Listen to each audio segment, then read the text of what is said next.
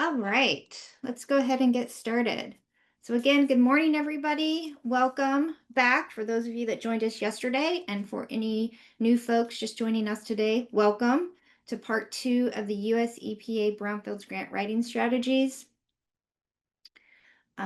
virtual workshop. Today, we're going to follow a similar format as we did yesterday.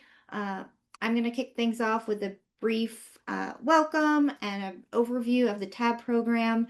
Then we're going to hear from, and I'm Maggie Bellinger, the Senior Director for the KSU TAB program and the Center for Hazardous Substance Research here at Kansas State University.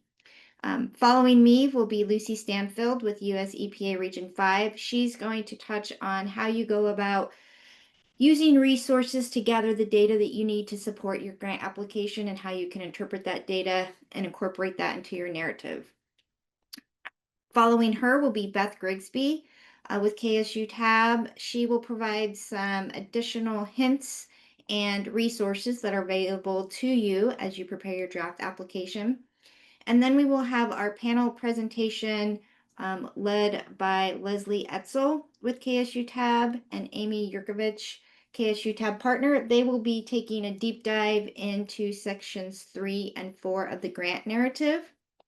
Leslie and Amy will be joined by Tori Eppolito with US EPA Region 5 and Belinda Richards with Terracon to kind of ad lib and provide some additional thoughts on those particular sections. Then we're going to take a break, maybe a 15-20 minute break, allow everybody to stretch, refill coffee, waters, maybe grab some lunch because this is a longer session. And then when you come back, we'll have an introduction into the group exercise. Then we'll all be sent into breakout rooms to do the group exercise. And then Amy will come back and wrap things up with kind of tying it all together and how you can put together a strong competitive application. For the group exercise, today we do have the option of either working with an assessment grant or a cleanup grant. And so we would like to know, for those of you in attendance today that may be applying for a cleanup grant, if you could complete the poll, this will ensure that you get into a breakout room where we're covering the cleanup grant. For others, you'll be working on the assessment grant. So just take a few seconds to complete this poll. We'll make sure you get into the right rooms. And when you're done answering the poll, you will need to close out of it by using the red X in the upper left-hand corner of your screen. And if you didn't end up completing the poll, that's okay. You will by default be put in an assessment room. And if we need to change that real time, we can do that. Thank you, Hannah. All right. Moving right along. So just some brief reminders for using Zoom if this is virtual. So if you are experiencing any technical difficulties, you happen to get kicked off or what have you, you can go ahead and give us a call. Do not use the number that's on the screen right now. That is an error, but you can dial 785-532-0783. That number will also be put into the chat. We'll try to get you reconnected. You can also email chsr@ksu.edu for issues you may be experiencing. If for some reason you can't get reconnected back on, no worries. This presentation is being recorded and will be available on the event website after the event. Few other key reminders. We ask that folks stay muted with videos off. It just helps with bandwidth and background noise as the presenters are speaking. To ensure that you get credit or marked as attended for today's event, if you logged in, say with a different name than maybe what you registered for, if you could go ahead and rename yourself using the participant feature down at the bottom, that would be helpful for us. And then, as always, we will be taking questions throughout today's webinar through the chat feature. So if you have a question, go ahead and pop it there in the chat, and we will be keeping an eye on those. Some questions will be answered in the chat, others we may pause and actually pose to the presenters for them to give a verbal response. You will also have an opportunity to provide feedback on yesterday and today's event for those that have attended both with a feedback survey. We really appreciate any feedback that you're able to give us, the good, the bad, the ugly. We really use this information to evaluate our programming and education outreach going forward. Also, let us know what you liked, what you didn't like, maybe what you'd like to see in the future. It's really helpful for us. We also use this information to keep reapplying for tab dollars, tab funds. So if you like what you see, like what we're doing, we want to hear that too. All right. Today's webinar, like yesterday, is put on by the Technical Assistance to Brownfields program. Is a nationally funded program by the US EPA, where we are able to offer free assistance to tribes and communities going through revitalization through brownfields redevelopment. All the services that TAB provided are free. They're at no cost to those communities or tribes. And we really try to tailor to meet the needs for a specific project or a specific community.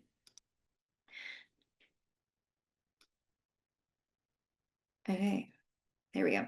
Ah, it's being a little slow, a little weird.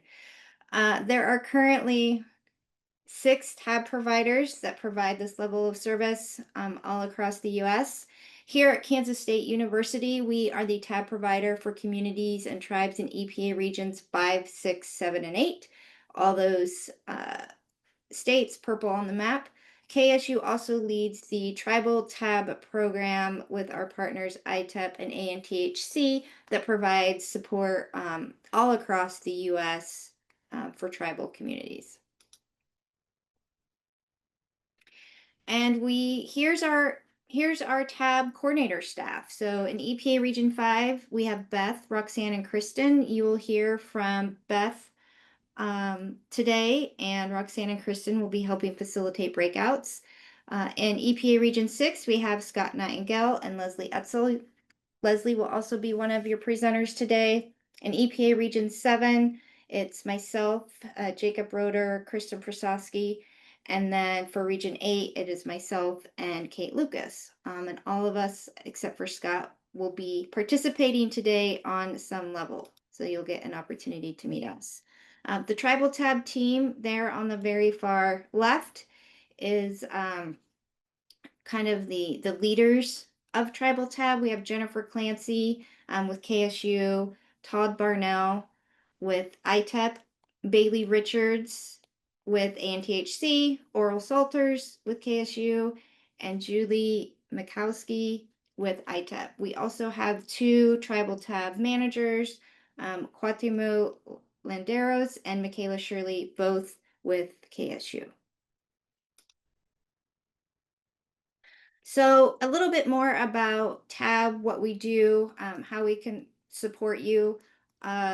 We're really all about helping to empower communities, realize tangible change through engagement, through education, and offering a plethora of tools and resources. It's really about helping communities and tribes build capacity so you can realize those redevelopment, revitalization goals.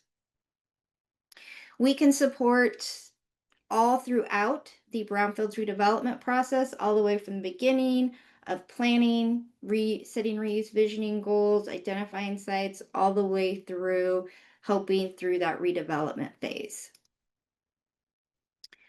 Like I said, we like to fill, yesterday I mentioned this, we like to fill gaps. So if there's a project or an area that's stuck or receiving or needs a kick boost, a jump start, you can reach out to TAB and we can help support that.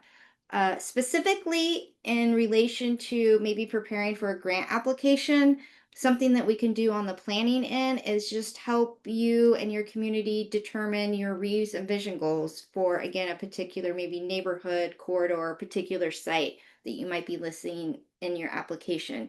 We can help identify stakeholders, think of ideas for how you can engage with the community. We can come out and facilitate some community engagement.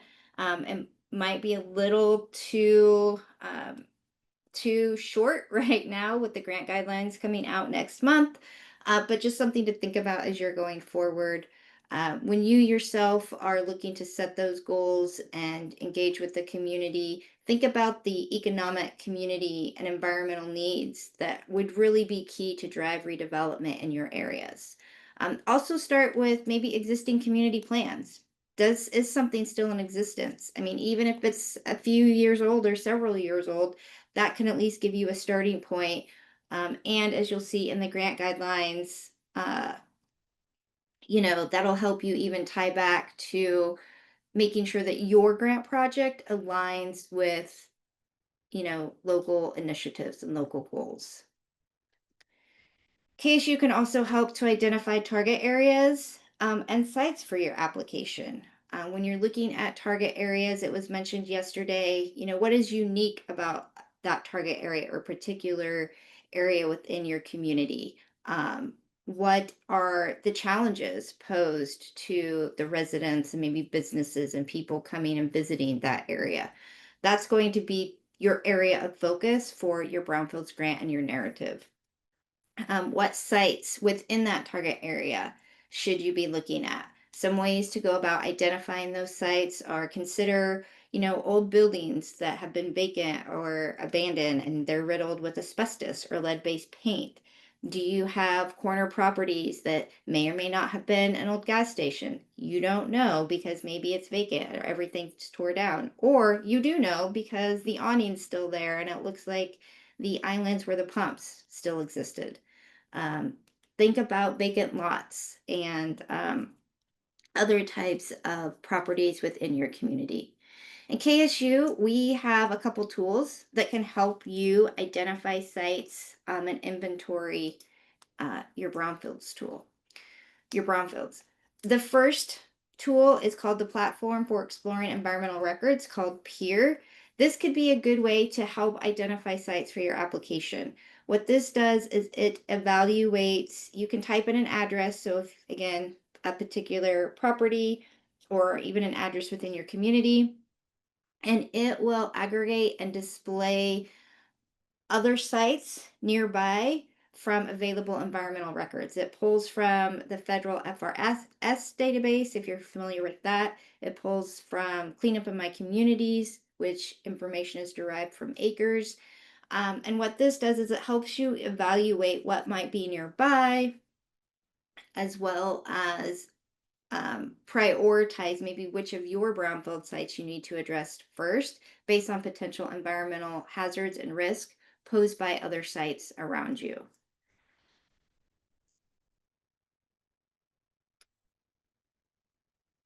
The next tool we have is the Brownfields Inventory tool, BIT. And this is a free online database that has been structured to mirror the property redevelopment process. So as you are identifying those sites for your application or just your community in general, you can use BIT to keep track of all site information. You can include the site name, site address, what type of site is it, where is it at in the process? Is it inactive? Is it active? Is it in an assessment phase? Is it in a cleanup phase? You can also use it to map all your sites. There's a mapping feature. And then as those sites, let's say you use this to keep track or to start identify sites, and then you're successful in receiving a cleanup grant, you can track your activities within BIT. So there are sections where you can track your phase 1, phase 2 assessments. The cleanup as that's occurring, you can track that in BIT. If there's properties that you need to inspect, there's a section for that. You can keep track of contaminants identified even at that first initial phase 1 rec level, and then carry those contaminants through. Oh, they were identified, say, in a phase 2, and here are the pathways. Here's the media impacted. Here are the pathways that they impact. All of that stuff can be tracked and monitored in BIT.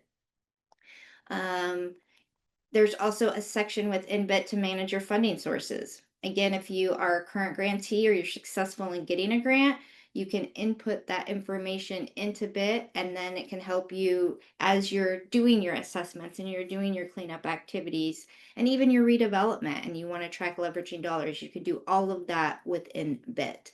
And then all the information is stored in BIT. It is password protected, so it's secure, but you will be able to export that data into a CSV Excel file or even a map. So you own the data, you have access to the data whenever you need or want it. We recently incorporated or integrated the peer kind of map, facilities map into BIT. So now what you can do is you have your sites identified in BIT. You can click on the nearby facilities function and it will pull up that same image from peer into BIT. And that's what's shown here on the left-hand side. You also have the opportunity to import any sites that are identified through peer into your BIT program. So that's a new feature that we are pretty excited about. I kind of already touched on this. BIT also goes beyond just a place to inventory. It can serve as a single repository for all your project management and planning needs. You can upload photos and documents as you're getting those reports done. You can upload them into BIT.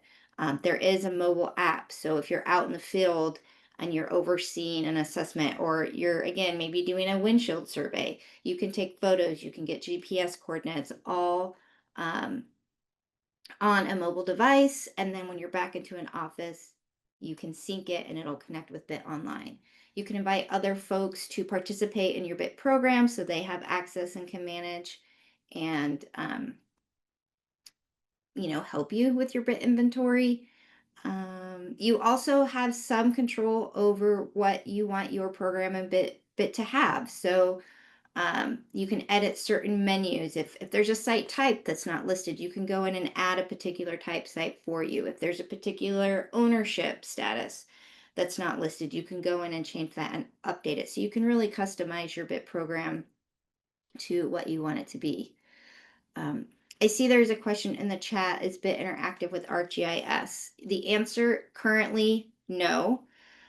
From the mapping feature, you can choose to export into a CSV, KMZ, or KML file, which then you could upload into a GIS, map. For next year, for 2026, adding an Esri-based map to BIT is one of our, one of our goals. We have some funding kind of aligned for that. So yes, it currently does not interact with ArcGIS, but ask that question a year from now, and I hope I am able to say that yes, it does. At KSU, oral tabs can also help, identify, leverage, and other funding sources for your grant application. So that's another component of the grant guidelines, is what other funding can help you get those sites through assessment, cleanup, and redevelopment. This is just an example of many things that you can explore if you want to talk strategy or have conversations with your regional coordinators. Please do. We can help you maybe think about what other resources might be able to support your grant program and projects. You'll hear more about this later from Beth, but we also have a Tab Easy grant writing tool. It is currently being revamped, so we're moving it to a new platform, and it'll be released in another 3 to 4 weeks, right in time for the NOFO, hopefully. But again, free to use. You can log in, and I'm not going to talk about it because Beth will. But I just wanted you all to know that that is available. And as I mentioned yesterday, going to hit it again. All tabs, KSU, we can review your grant application. So if you want that third eye to look at it, see, what you might be missing or how you can improve or give it that more competitive edge, please reach out to us. We would love to review your grant application. It's no cost. It doesn't cost anything. Scott Nightingale, my colleague, is managing all of our grant reviews, so you can reach out to him. You can request grant reviews, now up until about a week before the submission deadline. Is we do prefer that it be a close to final or good draft so we can really kind of take a deep dive and provide good constructive feedback. Most reviews, if you submit anything, say now up until about 3 weeks prior to the deadline, we can usually get it turned around in 3 business days. Whether it's us internally or we have a plethora of partners that we tap into to do these grant reviews. When we're about 3 weeks out from submission deadline, we are pretty swamped with grant reviews, and so it takes us a little bit longer. So just keep that in mind as you are planning forward and thinking about your own timeline as far as who all needs to review it internally, if there's any approvals that you need to have, and getting that tab review. Just kind of keep these dates in mind as you're planning that out. All right. And that's all for me today. And I'm going to pass it off to Lucy.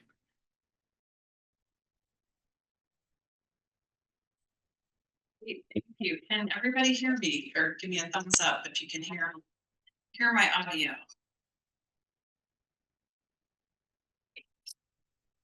Wonderful. Well, my name is Lucy Stanfield. I am at US EPA Region 5 here in Chicago. And if you were at the conference recently, you might have heard or have seen this topic in the agenda. I gave a short presentation, a shorter version of this. So today we're doubling the minutes. I'm going to do some demos for you, but just wanted to share, if you were at the conference, you could also get the shorter version of this off the conference website. I am the GIS specialist here in Region 5. I work with our brownfields team for their mapping needs and data needs, but I also do presentations like this on how to use EPA's mapping tools for different audiences. And as I go along, if anyone has questions, please type them in the chat because we're going to have the Q&A time at the end of my time. So please type them in the chat as I go along. So looking at, whenever you look for maps and data, it's always about what is the question? What are you trying to answer? What do the Brownfields grant solicitations say? And as you know, if you have applied, if you're a previous grantee, maybe it's your first time, the solicitation language does change depending on the year, depending on fiscal year, depending on the type of grants. So you can't assume that the language in the solicitations is always going to remain the same. So definitely want to read those carefully, and tab, as Maggie mentioned, is there to help you read those and work on getting and describing your community and your target area as to what the grant solicitations say. But specifically, what those solicitations have said in the past are looking at what data sets are available for sensitive populations, floodplains, environmental exposures, proximity to chemical releases. Those are the types of questions you're trying to answer, and you're looking for that data. So I'm going to talk about 3 tools here in a minute in depth, but there are not only 3 tools. Maggie already mentioned 2 other tools. There's a lot of tools out there. So my advice is to use all of them, do a full download on every single one if you can. And you do not need GIS software to use these. These are going to be websites. All you need is a Chrome browser to use these.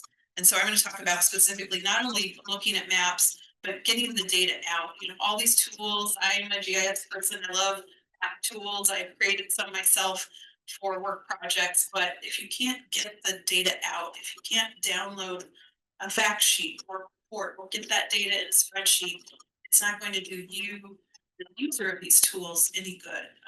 It's nice to look at, but it's all about getting that data out. So keep going here. So describing your target area, it commonly asks to identify the geographic boundaries. You can include a 1-page map in your application, I believe. I checked with our brownfield staff about that. You can't add 10 maps to your application, is my understanding. There is a limit, but they do allow you to include 1 map that outlines your target area. And they want you to identify and describe your area. So it may not just be a zip code, it may not be one city, it may not be maybe a neighborhood within a city, it might be a community or a group of communities. For the tribal folks on the call, it might be several communities within your reservation. So it's all about describing it in the best way and using these tools to do that. As I mentioned, the wording sensitive populations, that is definitely in the grant solicitations. They want you to identify sensitive populations in that target area, describe the health and welfare of those groups, and discuss how your grant or site reuse will address those issues and help identify and reduce threats to the health or welfare of such groups. And when we're talking about health and welfare, um, we're talking about health issues such as cancer, asthma, birth defects, etc., may be associated with exposure to hazardous substances, pollutants, contaminants, petroleum. And you can see, though, you start thinking, okay, well, where do I get that information? Where are those websites that are going to give me that information? Just to reiterate, sensitive populations are actually defined in the CERCLA statute. And you can see here, those are populations likely to experience elevated health risks from pollution, including populations based on age, pregnant women, and those with serious disease burden. Again, getting to health data as well, and it ends with as well as low income populations. So that is in the statute. And has been in previous solicitations. So I'm going to talk briefly about these three tools. I'm going to put the links in the chat right now, but I'm going to talk about them and then I'm going to switch to a demo so you can just see what those websites look like, how you might be able to pull information out of them. And for each of these tools, those websites have extensive training and short videos. They have a range of training. So you don't have to do a deep dive. You don't have to be a GIS person to use these tools, is what I'm trying to get across. So first off is EnviroAtlas. This is one of EPA's oldest map tools. It's established in 2014. And if you've gone to any brownfield conferences in the past, they have had whole presentations on this tool. And EnviroAtlas is from out of our Office of Research and Development, and it's bringing together a lot of different data layers. But I want to point to with this arrow to this website.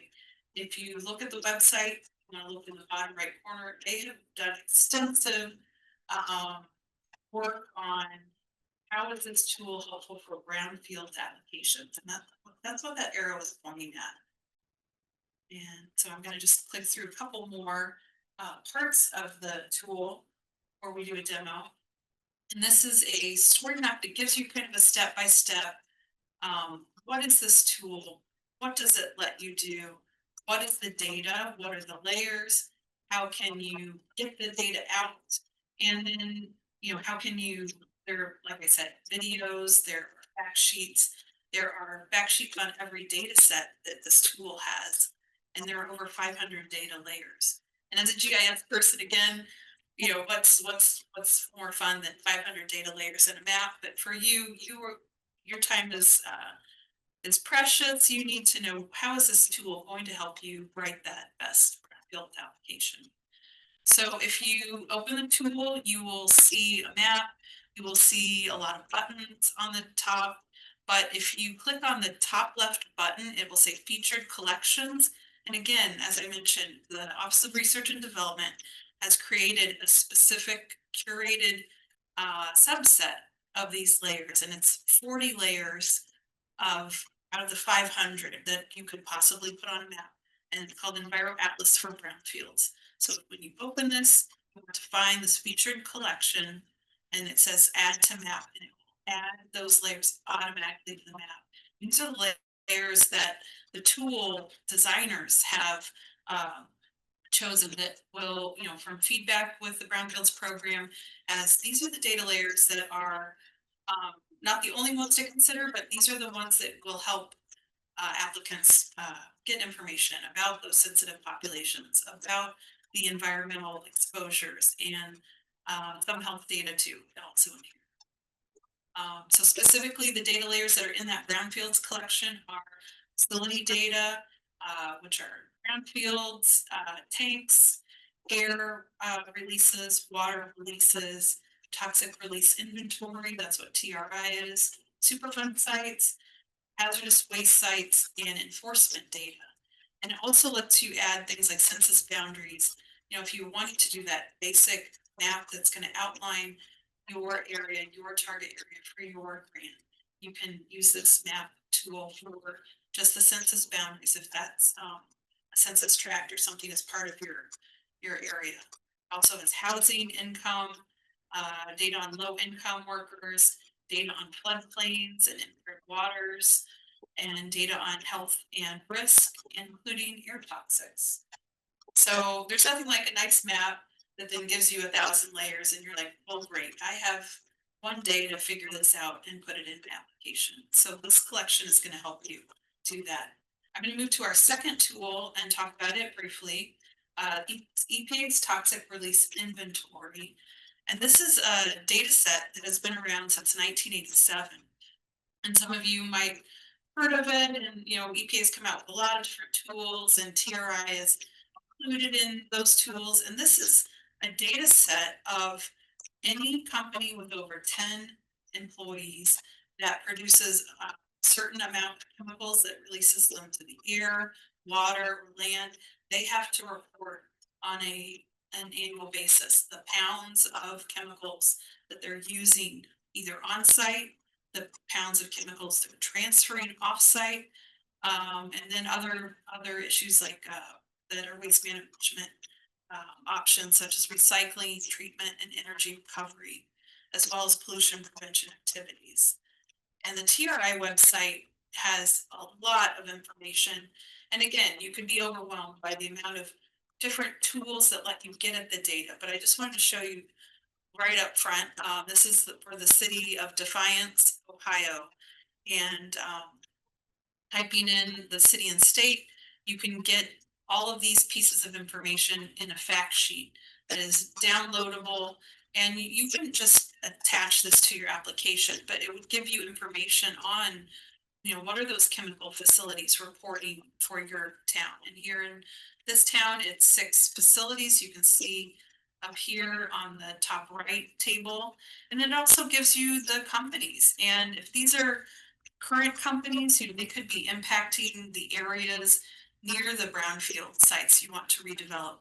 Or these could be former sites that are in the database if they were producing between 1987 and 2025, they would be in this database. So you could get that information about what chemicals were used on site. And I like to show this slide. This is from my colleague here in Region 5. He's our TRI coordinator, and he was able to use this as a redacted grant application back in 2021 of a table for a specific city, actual grant application, where they listed their priority brownfield sites, and they, you know, we've taken out the names, but they were listing the site size, the proximity to the residents for that target area that they want to redevelop. And then the second column is historic and current uses and planned reuse. And then the third column, I wonder, where did they get that information? It's suspected contaminants that might need to be assessed, that might need to be cleaned up. Petroleum, asbestos, metals, VOCs, all those different things. That comes from the toxic release inventory. So I'm going to do a demo, show you how to get some of that information. Third tool I'm going to talk about is CDC has a places data set. This used to be called the 500 cities data set. And this is health data. It's coming from the Centers for Disease Control. But it's a really great resource. This is a map poster I made for one of our grantees in Indianapolis a few years ago. And they were a grantee focused on one neighborhood in Indianapolis called the Near Northwest Area. This data set has 40 different chronic health measures nationwide, national data. So you're not going to put 5, 6 maps in your application, but you can bring this into your narrative of what are the sensitive populations in your area? What are the health concerns?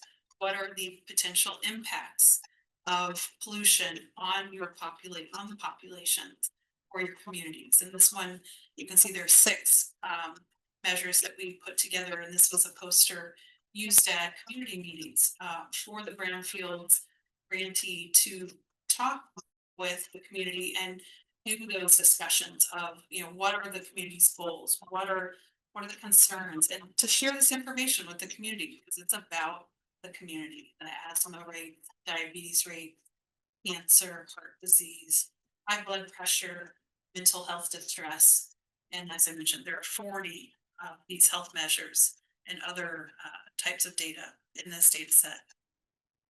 And just to mention, besides maps, you can also pull the data out of these, and the CDC Places data set has compare measures from different places. So I added 3 of the cities of the folks that said they were attending this webinar today: had been Minnesota, Clovis, New Mexico, and Salem, Ohio. And so you can see just for arthritis measure, asthma measure, the data kept coming down the page, but you can see, compared to the national average of asthma is 9.9%. These communities are higher than that. And you can bring that into your narrative as you're talking about the health and welfare of your community. All right, demo time. So I'm going to share my screen. I think I've got about 10 minutes. I'm going to share my screen and go through a demo. And please be putting questions in the chat and I'll answer them after the demo. Can everybody see my screen? Maybe give me.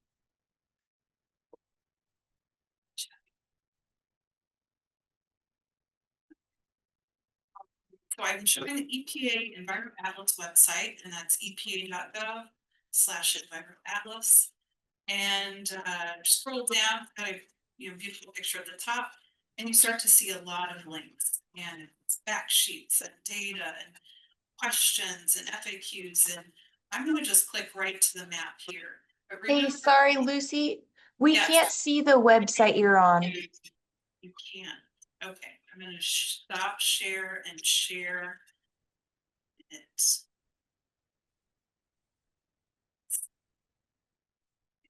Share that. Hopefully will. How about now? You can tell me over. No, I can see Enviro Atlas. Yeah, Hannah, I can see it too. I can't. Okay. Well, that's interesting. We are. If the demo's not working, it will be recorded. So the Enviro Atlas front page, as I mentioned, if you scroll below the top photo, over here on the bottom of the right corner, it says how to use Enviro Atlas. It says Brownfields applications. And so you definitely want to check out that page. And that tells you about that collection of data. And it gives you example maps from a previous grantee, how they use this tool. So that's all great. We are going to go into there's a lot of clicks before you get to the map because they want to tell you about the map. They want to make sure you don't want to get into this map, but we're going to click on it and get into it, And so, of course, as any good map tool, it's got a tour, it's got any examples, it's saying, would you like help up front?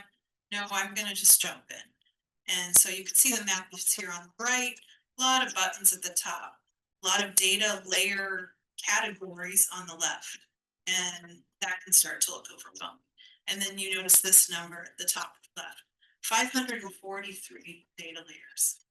Who's got time for that? Like, I don't even. But we're going to click on here, the top left corner, featured collections, like I mentioned, and scroll down to that Enviro Atlas for Brownfields. This tool has thought about you, everyone on this call needs, and tried to pull out data layers. So it zooms right into a location, Cleveland, Ohio. You can see a lot of layers on the left, on the right side. I'm gonna go to one of our towns though that I started looking at in Hibbing, Minnesota. And you can see right now there's color on the screen. That is a land cover layer. I'm gonna turn that. That's pretty busy. I wanna look at some dots and layers and just kind of look through on the right. What are those data layers in this Enviro Atlas collection? So I've got Hibbing, the map of Minnesota here. I'm gonna zoom in a little bit to more like the community size of it. The purple dots here are the brownfields properties that are already listed in acres, so you can compare, you can see, click on any of these points, it's gonna give you information about the existing brownfields properties that are already in acres on the acres database.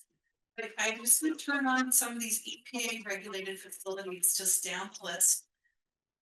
Again, it's water dischargers, air quality, air releasers, air emitters, toxic release inventory sites, Superfund sites. You can see how it gets busy very quickly depending on which community you're at. So I've basically clicked on all the EPA regulated sites. And there are several other tools that will do this. Cleanups in my community will also share this type of data. And if you're wondering, well, how do I know what a green triangle is versus a purple dot? If I just expand it here, see, you know, and then you click on each of those. It's, you know, it's a challenge. How many colors and shapes can you put on here? Then you can also do things like change your background base map. Right now, we're kind of looking at a topographic map. You can do an aerial photo. There's a lot of choices, so that's helpful too. Even if you're not going to print this out, even if you are just looking and kind of exploring and trying to get a sense of what your community, what is the data for your community. And again, you can zoom out if you know a city level or a neighborhood level is too small. You can zoom out as far as you want. And just gonna scroll down, keep showing you this collection. We've got impaired waters, impaired points and lines, so rivers. You can say, well, what are those colors? And always click on the data layer over on the right. It will give you, have those been assessed. And then scrolling down, you can see besides water, there is some health data. There is risk data, respiratory risk, cancer risk, non-cancer risk. There's housing data. There's percent low income workers. And you can start to see different data shades and it's represented differently on the map. So, you know, you can always click in there and see, you know, I'm still just interested in Hibbing, this one city. So I'm gonna keep zoomed in pretty close.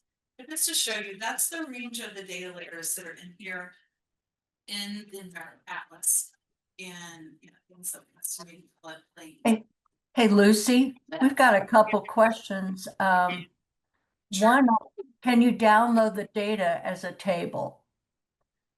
Download the data at the table. I believe so. Right, my area. It says calculate summary statistics.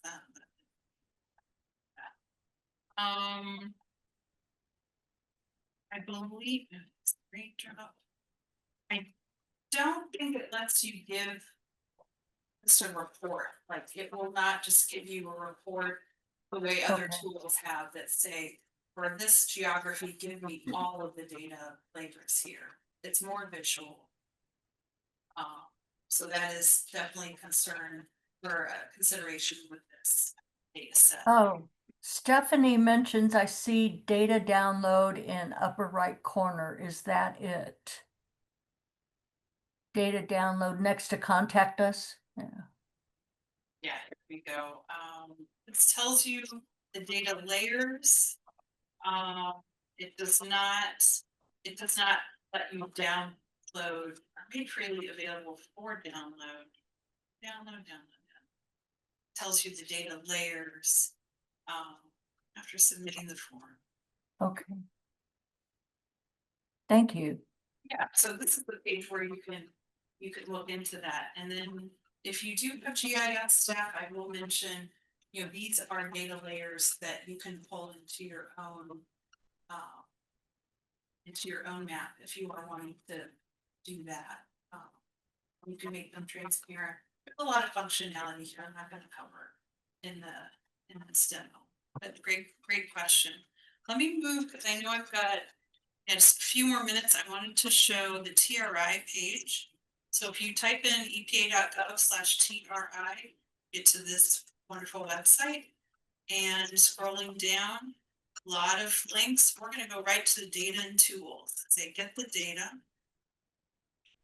And again, TRI data is shown in a lot of different ways. They've done a lot of, you know, different tools and dashboards and things. So I'm just going to go to full list of data and tools. So you can just see there's not just one way to look at this data. And again, for some people, that's overwhelming. We don't need 5, 10 different ways to look at the data. We want to jump in. We're brand new. You can see at the top, it says the toxics tracker is ideal for new TRI users. TRI Explorer fact sheets. I'm going to click on this. It says ideal for beginning TRI users. So just quickly for TRI fact sheets, it says most recent data is from 2023. And I'm going to type in the zip code for Clovis, New Mexico, and hit submit. And I've done 3 clicks now, and it is going to give me a nice printable report of an overview of TRI data. So TRI has worked through that to make it exportable. Hey, Lucy, Yes. we have a question. Is there a specific TRI report the EPA prefers to see? It's really getting at like those chemicals, like if you are wanting to know what are those chemicals affecting our community, and this is the community of Clovis, New Mexico. I typed in the zip code. It says there are 2 reporting facilities, and I just wanted to scroll down and show you. It says you know, of those facilities, they are treating 3 million pounds, and you know, over the years, this is just going back 10 years. But the data goes back to 1987, if they reported it. But scrolling down, these are the 2 facilities, Southwest Cheese LLC and High Pro Feeds Clovis. And, you know, what are those top 5 facilities? Depending on your city, you could have 10 facilities, you could have 100 facilities in a, you know, larger city. But it gets down to chemicals and air, and it says this facility is releasing that many pounds of ammonia. So that's where you get into that chemical, the contaminant information. That's what I wanted to just quickly highlight here, and also show the TRI Explorer is also the other way you can get to the chemicals. I'm going to do the same thing for TRI Explorer. I am going to say zip code. I'm going to type in Clovis again and say generate report. And it says for this zip code, these are the chemicals that are being either released, disposed of, released to the air, water, or land, disposed of, and it gives you that information, and you can save it to an Excel or PDF format. And you can really dig in much more. I do want to stop for questions. I'm going to just quickly show the places. This is the CDC places data set that is the health data. And it says, here's all the information. We want to get to the maps. Just to show you what the screen looks like. It's got 40 chronic disease and other health related measures. And here we go. We're going to now go to Salem, Ohio. city. You can zoom in, you can see across the top, it says arthritis, asthma, high blood pressure. So I'm zoom out just a little bit. And you can see immediately a couple of things. You can see, excuse me, the different health measures across the top, and let's just select cancer. What is the incidence of cancer? And this map is colored in multiple shades of pink. And so we want to know what does that mean? So over here on the right side, under layers, you can find the legend of each of these measures. So cancer, the brighter pink, the darkest pink means over 11.5%. But for every census tract, I can click on the center tract in Salem. This is one of the census tracts. It's saying, here is the data. Here's the basic population for that census tract back in 2020. And then here is that information that you can get out of CDC places. So the estimated prevalence of cancer was 11% in 2022. And you can also get the national comparison. I'm not sure if you get the state comparison right at your fingertips, but it's possible, and or it's likely that it's also in here. But you can see just the range of health data is quite impressive, and this is nationwide. This is every census tract in the country for all these health measures. So I'll stop there, and yeah, please, if somebody could read through maybe some of the questions, that would be great, and I can stay here in the demo. Lucy, I think the only question is somebody asking what the smallest area that can be reviewed for TRI.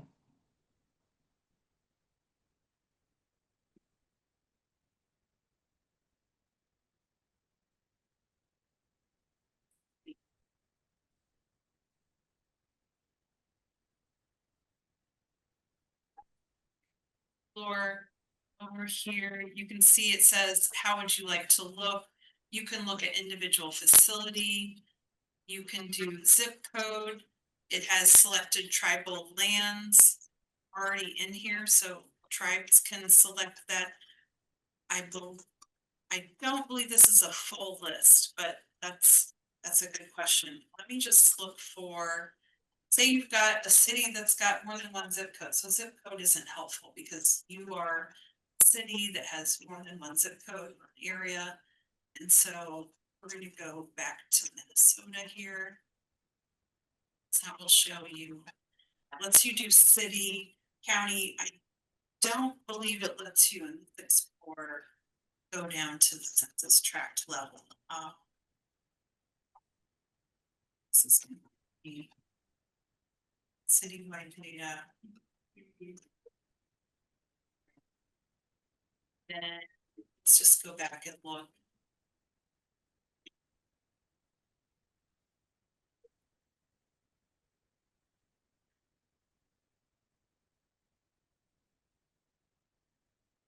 That's a great question. I don't know the answer offhand. Does it go smaller into census tract or block group? Address, zip code. Our region 5, each region has a DRI coordinator. I will share this website in the chat. There for EPA regions, there is a regional coordinator whose whole job is to know TRI top to bottom. And so I'll scroll down and show you, for example, region 5, my colleague Push Song, and he is here in region 5, but every region has contact, and you're definitely welcome and encouraged to email them for more questions like that. Questions I don't know about. Lucy, this is Beth. I was wondering, can you go back to My Places though? I have found that to be a great website, especially for the purposes of Brownfields grants. And one thing I noticed that I had not noticed until yesterday was that I had a very small town and I kept coming up with it wasn't the city that I was looking for. And I found that when I put in the city, like I put Clinton City and then Indiana, then it came up with so much. And you have to say, if you do, if you say it like that, I think you get all these. Let's see what else. What do you have? Yeah. It depends. This is, the search address tools. Yeah. We know Google Maps doesn't always get the names of things right, so. Right. EPA is not using, it's not making names of cities in town. We're using census data. We're using, But- yeah. Health status on this is phenomenal, especially for small areas or smaller communities. And that's what I thought was something that would be helpful. They might have, the search address function might have been enhanced, that is something that, EPA and feds and, they're not doing their own address. Locators, but the companies that do might have, worked on those. So yeah, they're all along the top. I only went over health outcomes, which were those disease prevalence. There's prevention, there's health risk behaviors. But we're here on health status and just general health, the prevalence of fair or poor health among adults age 18 and older. So any of this data can help help you write and narrate that picture of your community. Yeah. The maps are there to help you kind of get down to your specific geography. It's not as if you're adding 10 maps to your application, though. It's really about getting the data out. And just some of these other, all the metadata on what does this mean? What does that mean? Disability.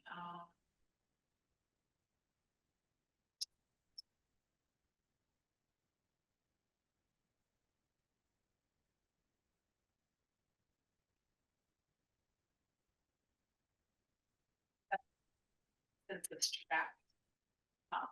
So it's got some initial information, and then it's always on any of these pop-ups. Always look and see if it's saying, "Oh, well, there's 2 pop-ups here." And you just can't see them. And you click on it. It says for this census tract, estimated prevalence and your disability was 50.7%. And that's many. And then the great thing is, great to point this out, maybe end on this, that this links to the census tract profile, which is a great other source of data.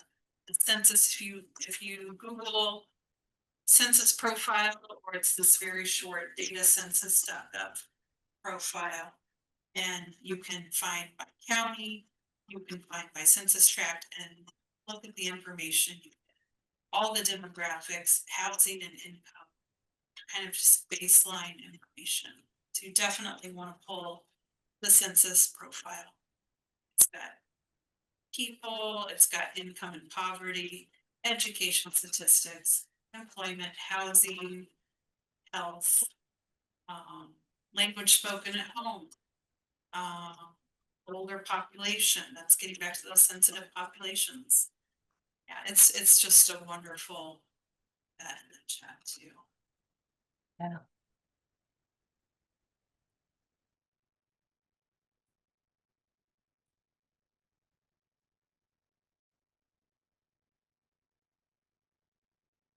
You could look at not only profile for my community and how that's defined.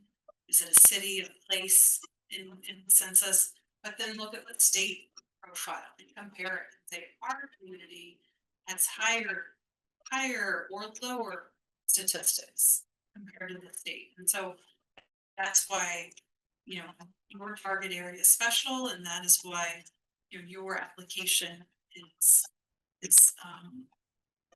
how it's necessary.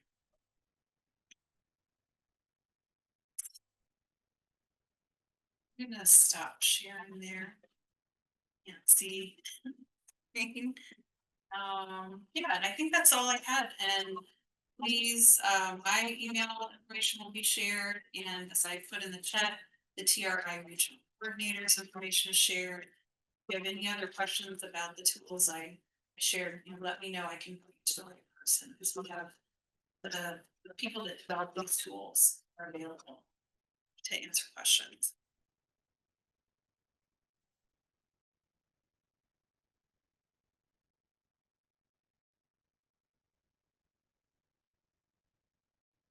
One person said these are amazing tools. As a fellow GIS person, I'm very excited.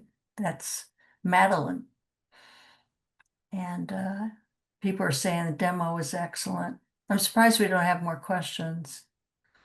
Are you sure there isn't a community that somebody wants to have her do a demo on? Because I'm always willing to give up my time, which is next, in presentations. Yeah, we can look at what the will show for your company. Oh, City of Alexander. Alexander, what state?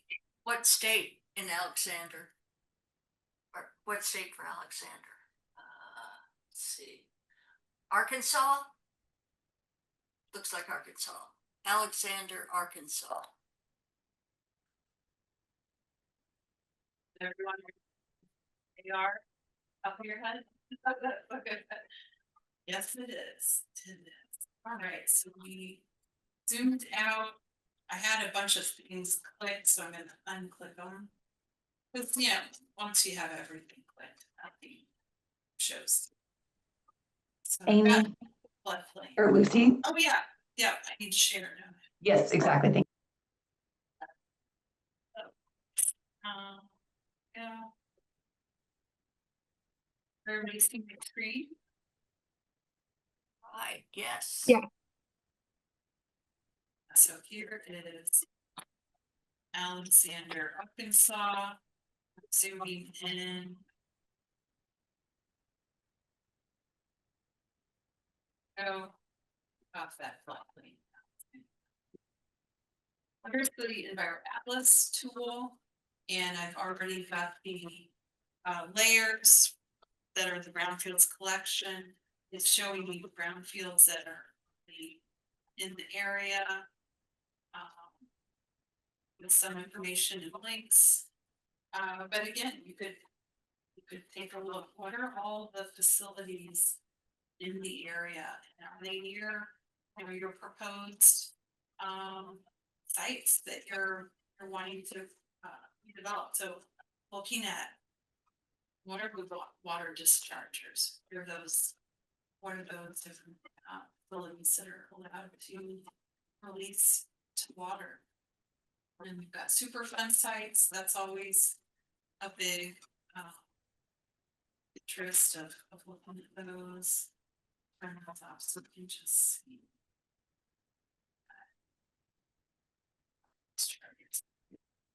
And tanks, there's a lot of tanks. Every gas station that ever existed had a tank, and if it's still in the ground, it's on this map. So The caveat here is these are facilities that are already on everyone's radar, right? They're either on the state or EPA radar. A lot of times brownfields are not, they're not going to be listed on these typically because so many of them are very old. There weren't regulations back then. So you do have to keep that in the back of your brain. If you're trying to count the number of brownfields, this may not be that best way to do so. Just an FYI. Will from Gary, Indiana wants, he would like you to do Gary, Indiana. And I'd love it if you did My Places with Gary, Indiana, because I think that would be interesting in terms of health perspective.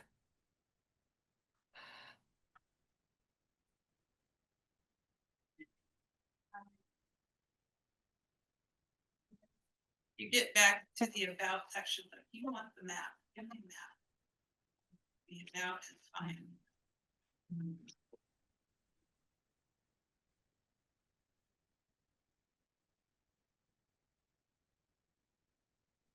Got any particular health outcome to look at?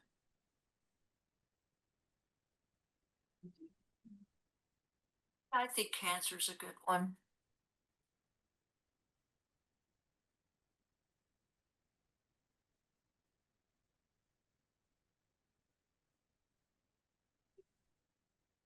Oh, right, is that little Breast layer cancer. sequence, and here's the legend, so. It is census tract. And remember, it says, if there's more than one pop-up, look for that. It says percentages, 0.2% with this many adults in that census tract.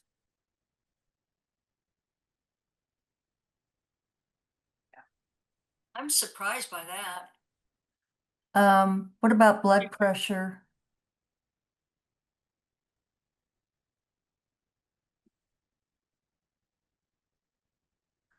Yeah. The area, yeah, that comparison, just visual comparison. That you can turn into a narrative is helpful, and then let's click on that. Start. Right.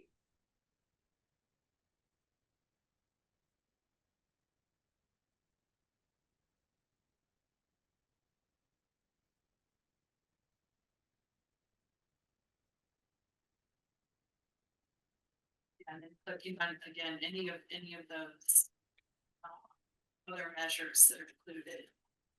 You can really give you, it would be, I don't know about, again, like a download, give me a report. Don't know the function on that. This comparison report does let you do.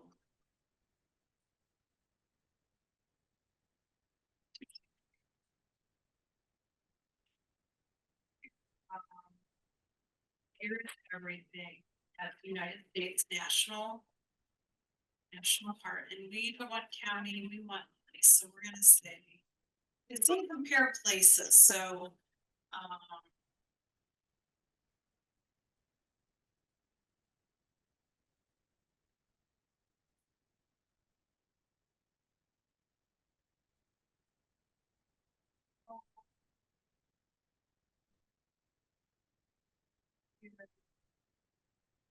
I would want to, the way some of our map tools in the past have done, whatever place you're looking at, give me the automatic comparison in a report to the state and to the national numbers. Yeah. That is very helpful, and I'm not, it's possible it could be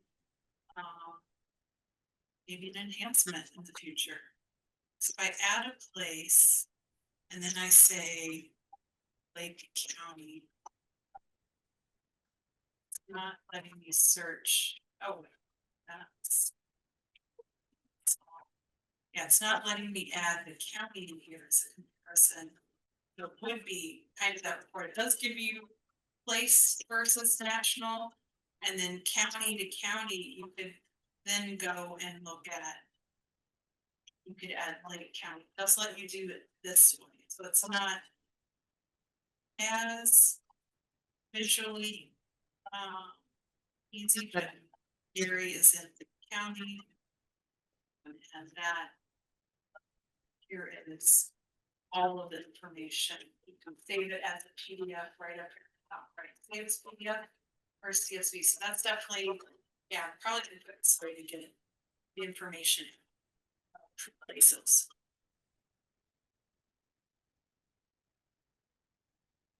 Well, I will stop there, and thank you so much for the questions, and yeah, if anyone wants to contact me directly, you're welcome to. My email will be on the follow-up materials.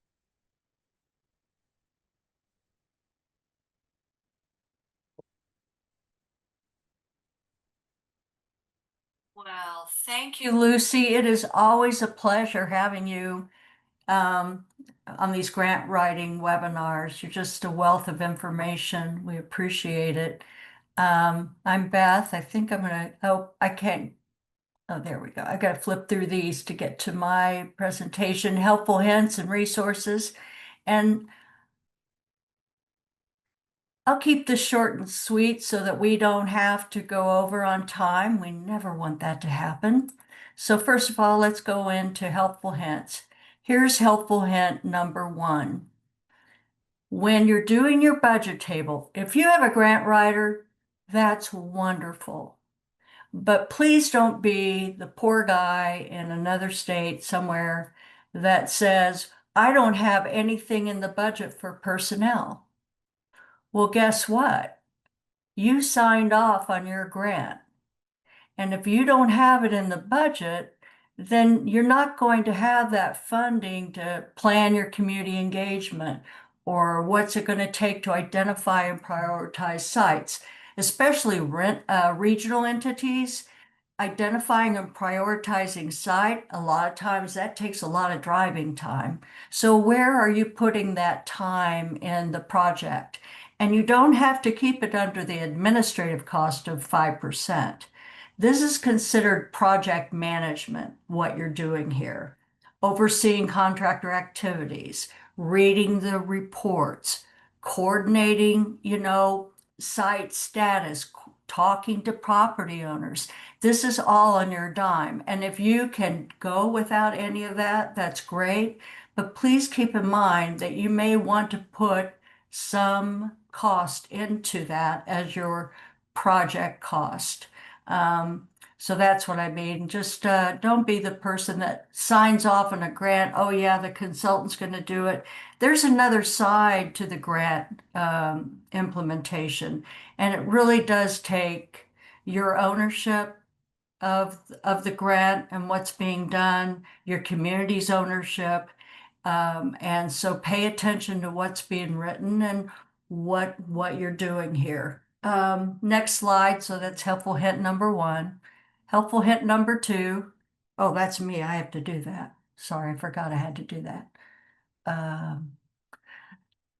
Take the lead in communicating your project's excitement, vision, and progress to the state. Let them get to know your project. Is this, if they don't know about your project and you're doing a cleanup grant, wow, I think you're going to give yourself a rough time.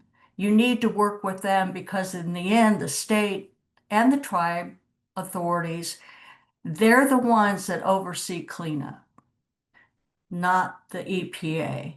So you really have to make sure that, hey, we've got the phase 2, everything's done, we're characterized, we're ready for a cleanup grant. That may not be true. There may be other things that the state can point out that you may want to take into account. So, it's your BFF, your best, or BBF, your best brownfield friend really is your state or tribal authority. The other thing, if you're doing assessment grants, they might be able to give you more intel about your priority sites or past enforcement actions, environmental conditions of the site, releases from the site. So make friends with your state and tribal authority. That's helpful hint number 2. Helpful hint number 3. Let's see what I've got here. Whoops, I skipped. When the grant guidelines come out, take a look at those, take a look at the multiple topics that you can find under frequently asked questions about multipurpose assessment RLF cleanup grants. It's a huge document, but I think it's very well organized. You can learn a lot about changes to the guidelines. Information about submitting an application, the use of grant funds, applicant eligibility. It spells things out. This is my go-to many times when I have a question from a community about their grant, of giving them the answer specifically from the frequently asked questions. So it's something to pay attention to when all of this comes out. Helpful hint number 4, Okay, don't be this guy. With respect to EPA Brownfield cleanup grants, last year, 20% of the cleanup grants submitted failed threshold. And what that means is you have threshold criteria. You've done your whole grant, you've done your whole threshold. The threshold criteria will go to the regional entity, your regional, like Region 5 here, could be Region 6, Region 7. They evaluate threshold. If you don't make it past threshold, no one looks at your grant. They're not even going to review your grant. And so here are some common reasons as to why cleanup grants failed threshold. Did not provide a response to the criteria or information was missing from the response. Applicant failed to establish the bona fide prospective purchaser liability protection requirements. Applicant is an ineligible entity type. Applicant, oh, I hate this one, didn't meet their community notification requirements, and those are spelled out very clear. Applicant didn't own the site. You have to own the property. Or applicant is missing their state tribal site characterization letter. You can always contact EPA from now even through when guidelines are established or put out there for the next NOFO. You can always ask EPA about threshold criteria for any of the grants. So you can always go to them. But these are things, really be careful about how you complete the threshold criteria for your grant, or you may be out. And now quickly go over Tab Easy. We are under construction, as Maggie said. And this is a great tool. Well, I'm partial to it because we worked on it probably about 25 years ago, developed the tool, but it wasn't the same tool as it is now. It's a very robust tool. But right now we're starting a different platform. I think it's going to be more pleasant for your use. It's very helpful. I'll talk a little bit about it, and I hope you tune in. And hopefully there'll be a Tab Easy link in the chat. So you go to eTools, go to our website, select eTools. It is slow here. This is what it looks like now, and it is under construction. But you go to the Tab Easy Brownfield Grant Writing Tool, you select Tab Easy, and as I mentioned, right now what we have up is for funding year 25, not for the next guidelines. We don't have those yet, but once we have the new guidelines, they'll be out within a couple weeks. Getting started. If you haven't been on the Tab website before, you've never registered, you do have to register. We only use that information when we send out notifications about workshops like these. This is your information. This is all you. So you get started, you register, you sign in. And then this is kind of the newer version that I'm showing here. But once you select to create the new grant application, you receive a pop-up. You give some information about the grant, what you want to keep in terms of notes down the road. And this is what you get once you configure. So you configure your grant. Let's say you're applying for cleanup grant and you want it to be for a petroleum site. You're going to have a lot of a different narrative criteria on the cleanup grant than what you would for the assessment grant. But once you get in there, you get the sections will be to the left side, the ribbon on the left side. They'll include the narrative information sheet, the narrative ranking criteria that we've been talking about, and threshold criteria. So this is all great information. It's in one place. And once you select something, let's say I selected, and I can't read my own slide right now, but what you'll get is you'll get the narrative criteria. You'll also then see down below evaluation criteria. And this is great because right now with the guidelines the way they are, the narrative and the evaluation criteria are in two different spots. And then we also have helpful hints, things to kind of give you kind of hint and take you through the grant, maybe give you ideas on how to better complete your narrative. So you follow the outline on the left side of the page under grant content. Each time you select a section, the tab Easy will provide the evaluation criteria, the points earned. That's really important to know. I mean, I have seen sections where it's worth 5 points and they spend a page and a half on it. That's tough when you only have 10 or 12 pages to work in. The helpful hints for each specific section.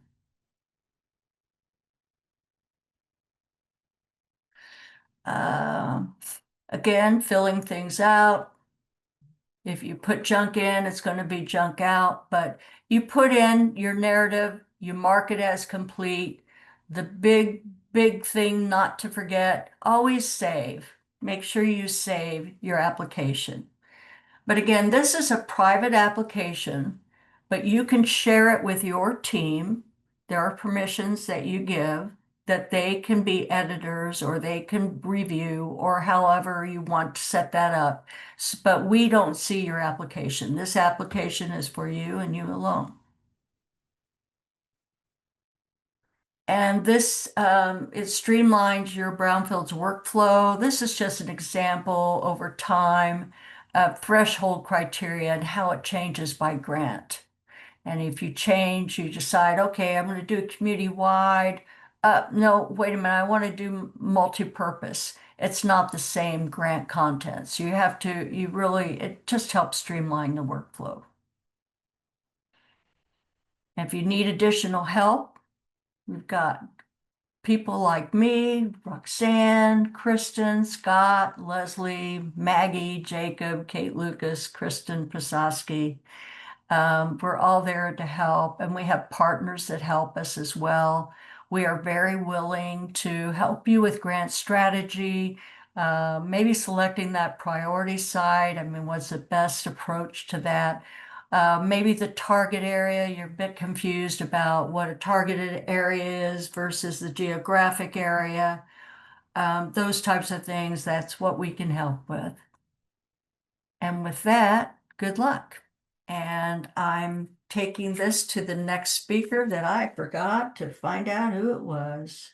Hey, Beth. It's Leslie, right? Amy's actually gonna go first. Okay. Beth, we did have one question in the chat. Oh, I'm sorry. Yes. You're good. This is back for, I believe, helpful hint number 1. Should be pretty straightforward. The question was, if not charged to grant, can personnel costs be counted as leveraged funds? That's a tricky question, Anita, and I always leave it to you to come up with those. Maggie, what do you think? Yes, it can be counted as leveraged funds. You just have to be cautious of how you document that in your application. Well, and the past NOFOs, leveraged funds is part of the section 2. I believe, yeah, like leveraged funds, resources, things like that. So you list that as in-kind support and you can document that as leveraged fund. And then when you get to section 3, where it talks about your budget and planning, they usually ask for what additional sources may be needed to make sure the project is complete. And you can list that there, but don't list it as part of the budget. Like, you just have to be careful on wording so it's clearly identified as leveraged in the appropriate leverage section, and it's not counted as leverage or in your budget, but it is referenced in the budget section. And I would talk to my EPA project officer about this, because maybe there's ways you can move that cost into another area where you might need that funding. So that's another caveat.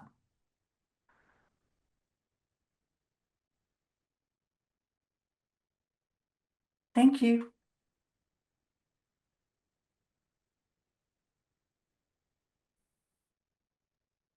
Thanks, Beth. That was good. And lots of good helpful hints there. I'm Amy Yersovich. If you were here yesterday, you've seen me and heard me. I, along with Leslie Etzel, who's one of our TAB assistant directors for Region 6, will be talking about the last two sections in the grant narrative. I will be starting talking about section 3. And we move on so I can. All right. So section 3 is task descriptions, cost estimates, and measuring progress. This is a section where detail is important, and I'll bring that up throughout in different slides. Also, I wanted to mention that we do have panel members today. Belinda Richard from Terracon is a panel member and has a lot of good grant writing and grant experience. I'm not sure if Tori Apolito, but if you are, please speak up. I did not see you in the list of folks that are attending today, but Tori is from Region 5, and if she's able to come on and make some comments, that'd be great, but definitely Belinda will. Oh, okay, thank you, Tori. Glad to hear, and she's having a little trouble unmuting, so hopefully you can get that worked out. If not, you can put things in the chat. So we're looking at the ranking criteria like we did yesterday. I believe Roxanne talked about that. One of the things to note about the task of section 3 is that it's a high amount of points. It's the most points of any section in community-wide assessment.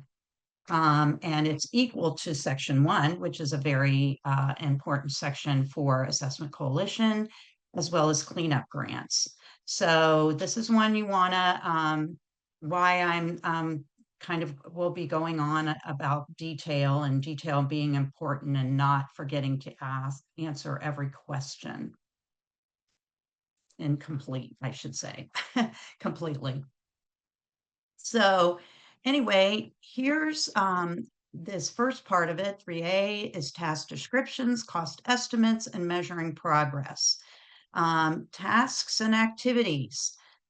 These are kind of your big picture sort of tasks. You know, they're going to encompass a number of things like program management, which can encompass community outreach. Community outreach can also be its separate task, depending on, you know, what you have planned for community outreach and how that will work. But it's usually grant management, something that the for the applicant or for the grantee whoever's in charge of managing that grant, or whomever, that's going to be managing the day-to-day operations. They'll be managing the grant, financial management. You know, in the case of an assessment grant, it might be cleanup and reuse planning. So these are the overall tasks. Reporting is important, these sorts of things, if you're talking about program management. As I mentioned, community outreach can be part of that, but it can also be separate. Assessment or cleanup and reuse, as I've mentioned before, one or the other, and planning. The schedule. Specificity, important here. By the second quarter, during the first quarter, we will, you know, and what you plan to do. Usually it's going to be developing an RFP and selecting an environmental professional, things like that. Lead grant applicant. Grant applicant should be in all of your leads for all of your tasks. If you have 4 tasks, you have 4 grant applicants, and you may and will likely have, depending on the situation, a grant applicant that is overseeing the environmental professional. So while assessments are being done or cleanup planning or even community outreach, it's going to be important to mention that you as the grant applicant are overseeing, or you can say environmental professional and grant applicant, that works too. EPA wants to know that you as the grant applicant are the grant manager and you're making sure everything is done. So you want to be part of that lead in every task you do. Outputs, numbers important. Again, details. The number of quarterly reports, that's going to be an output, acres, either completing acres reports, the number of community meetings, the number of assessments, the number of cleanups, planning documents. Numbers here are a big part of what your outputs are.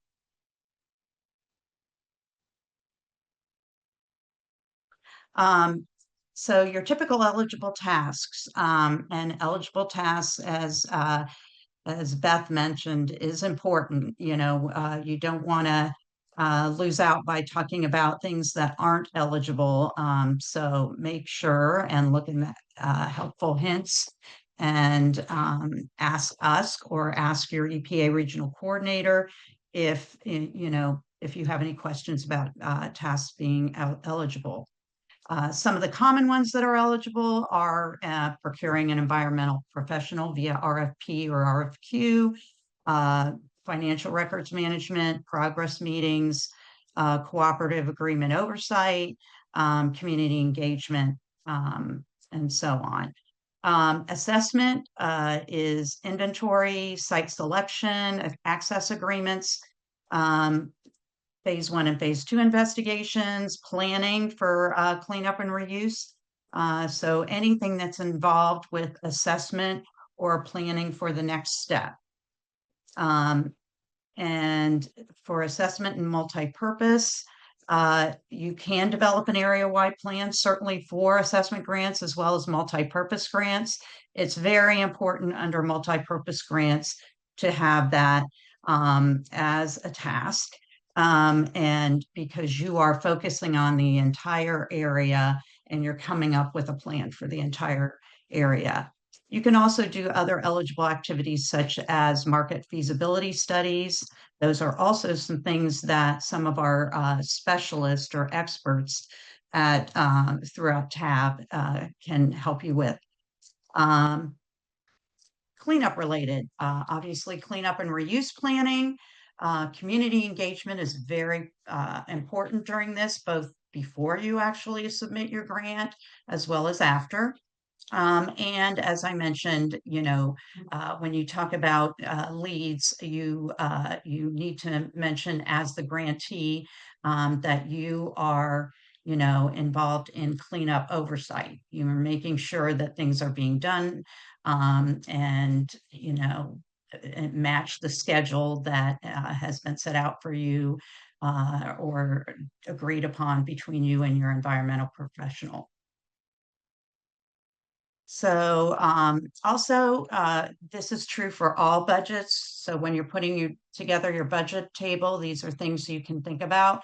Local government applicants, if they do want to do some health monitoring, if there are particular health issues that you want to focus on and you want to do health monitoring, 10% of the total grant funding can go to up to 10%, I should say, go for health monitoring. And administrative costs can be included in that. I'll talk about that as we go on. They may not exceed 5% of the total award amount.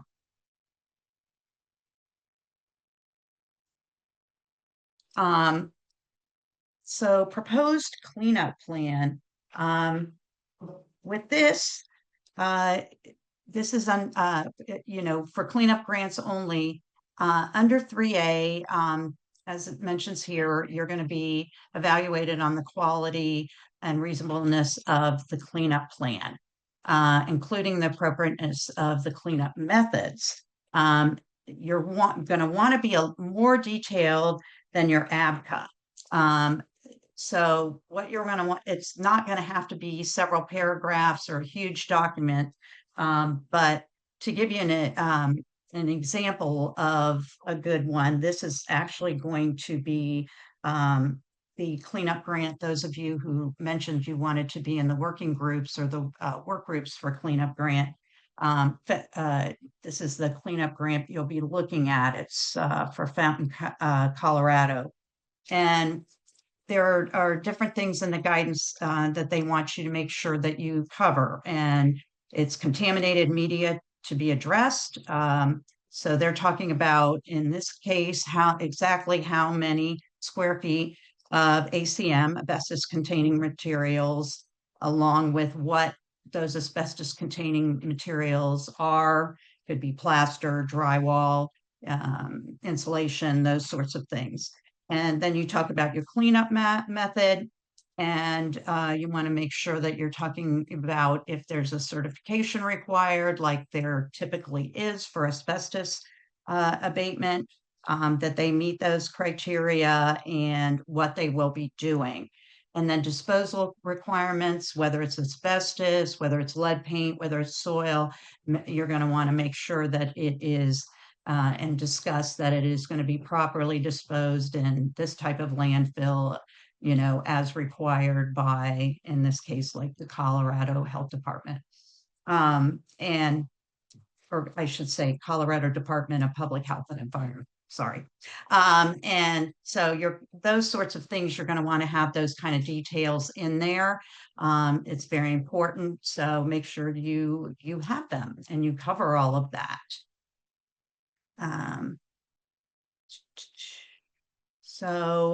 Things to do now, while you're, getting ready, if you're doing a cleanup plan, is ensure your phase 1 is complete. Does any additional sampling need to be done? I think I mentioned this if you were on the webinar yesterday, that nobody can predict if the contractor digs in and finds 18 barrels of hazardous waste when there was, nothing in a phase 1 or the sampling in a phase 2 ever indicated anything like that can be there. But in most cases, you're going to know where your wrecks or your identified areas or whatever you call them, contaminated areas are. And you need to make sure that you are covering all of those and doing the adequate sampling. The other thing is to obtain estimates. You're going to generally know from your ABCA, and as you're preparing this cleanup plan, what you need. So talk to some of the contractors or get with your environmental professional, and if you have one on staff, or talk to a community that's done this before, and talk to contractors and get some estimates out there so you know what you're looking at as far as costs. Okay, the description Can I jump in of on tasks. that one? Oh, was that one? Oh, I'm sorry, That's Belinda. okay. Okay, I had you down for the next one, but thank you for correcting me. And I just want to reiterate what you were just saying is the importance of projecting ahead for the costs. And I want to bring that up as it relates to the APCA. Emphasize the importance of, exactly like Amy was just saying, getting the estimates, not just guessing what the cleanup's going to cost. That draft APCA or analysis of brownfields cleanup alternatives, it has to be very thorough and complete when it comes to cost. You might say, well, EPA allows it in draft form, but what do you do when you get to the point where you've guessed essentially what the costs are going to be, and you go to complete the project and there's not enough funding? So it's just very important to get that accurately reflected and to project ahead a little bit of what the costs are going to be next year when you go to complete that part of the project. Thanks, Back Belinda. Thanks. That's, Hi, this is Tori. Go ahead. Thanks, Tori. Mind if I jump Go in for a ahead. second? Okay. Yeah, thank you. I just wanted to, emphasize the need for detail in this section. Because while you are required to have a draft ABCA submitted as part of your application, it's not included in the narrative ranking criteria. So when someone like myself is, reviewing and scoring your application, I'm not going back to read your ABCA. I'm only reading what is in that narrative section. So that's why it's so important that you have all the details of your cleanup in the narrative. Thanks. Oh, thanks to both of you. And again, I can't agree more. And I would highly recommend anyone on this webinar that is expecting to prepare a cleanup application for this fiscal year to look at some of the successful cleanup grants from the past, because I think that'll give you a good sense of what is expected to be covered. And of course, you always have Tori or other regional reps at this point in time before they can't answer any questions when the NOFO comes out to maybe run things past them as well. Okay, so now we're talking about project implementation. You want to discuss the EPA funded tasks and activities that will take place under this grant, and if applicable, identify tasks and activities that will be contributed by sources other than the EPA grant. And this is where, and Maggie, you may want to step in a little bit because you did a really good job explaining how you deal with if when there's an applicant that either is not going to charge the community salaries to the grant, or maybe charging only part of them and the rest are in-kind services. But this is where you can mention that type of thing. So if that kind of situation is going on, definitely mention that. Other things you can think of are a lot of times people use, particularly the smaller grants, the $500,000, which is small in cleanup terms. They use it for gap financing. So if you've got another source of funding to conduct this cleanup, this is where you're going to mention this. And Maggie, is there anything you want to add to that? Nope. Okay. Amy, we do have a question in the chat, if you'd be okay with taking that now. Sure. Okay. The question is, can contractors that have given you an estimated cost for a project still be considered for bids to work on the project?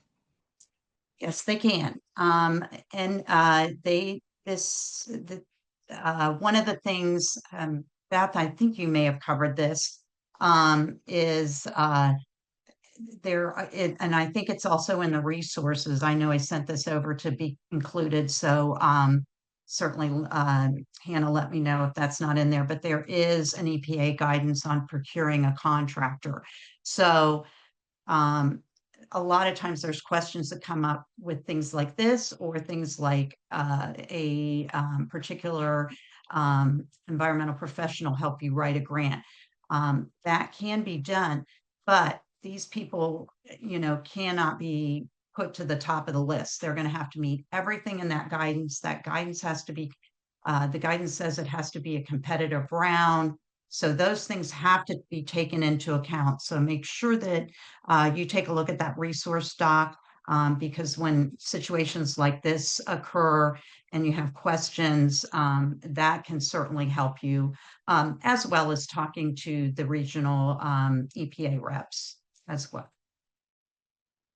And Maggie, did you? Yeah, interject real quick. I would also recommend, though, maybe getting more than one contractor to provide costs, and you can, then in your application, it could be an average of those, but then also to allow, if you just stuck with one and then say that even if that contractor then went through and met all the procurement requirements, you wouldn't want to get kicked back saying they had an unfair advantage because they were the ones that gave you costs. So my recommendation would be, yes, get input from contractors, but try to solicit that kind of information from more than one.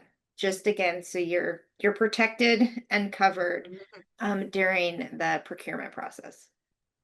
Thanks, Maggie. That's an excellent point. And I'll add to that by saying I would do that even if you're not working, because I think, you know, sometimes you will find when you get estimates from contractors or even environmental professional firms, the price range may vary a lot. And sometimes, you know, that may have to do with the size or quality or different things like that. But I think it's really good to get at least 3 estimates, so you can take an average. So you feel comfortable that, you know, you're not going to go over your budget, which is a big worry, especially in a cleanup situation where you don't have, where you are just using money that EPA has granted you. And Amy, on the other side of this, though, are the contractors that put considerable time into those types of estimates.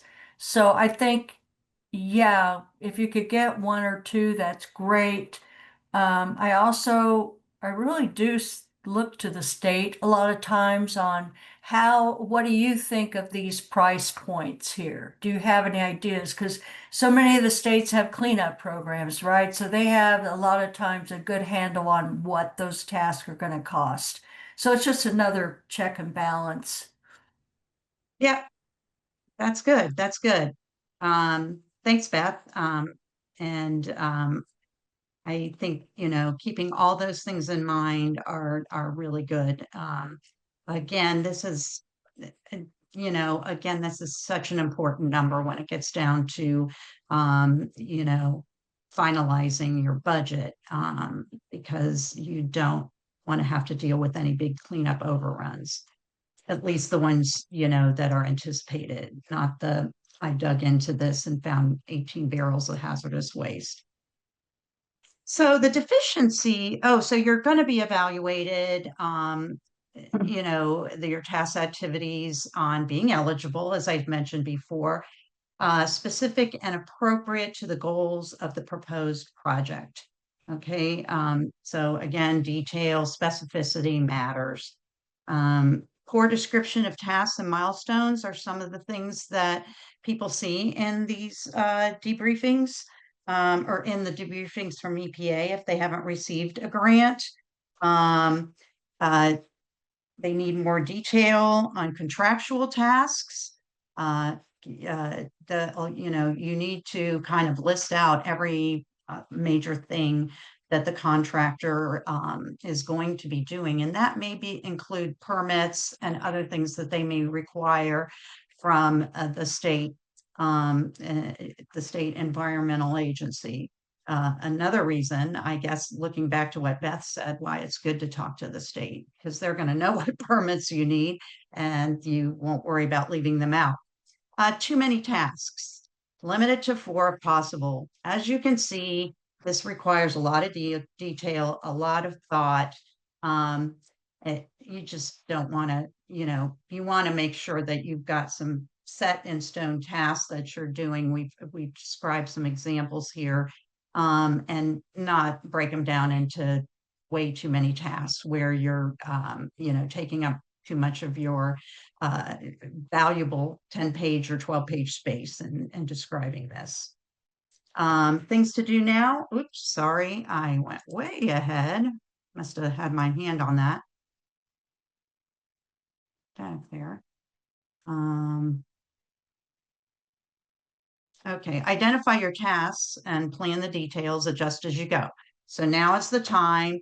You can talk to the state cleanup folks. You can talk to environmental professionals, talk to contractors, get some good estimates, think about all the details of that, clean up, and be ready to go when the NOFO comes out.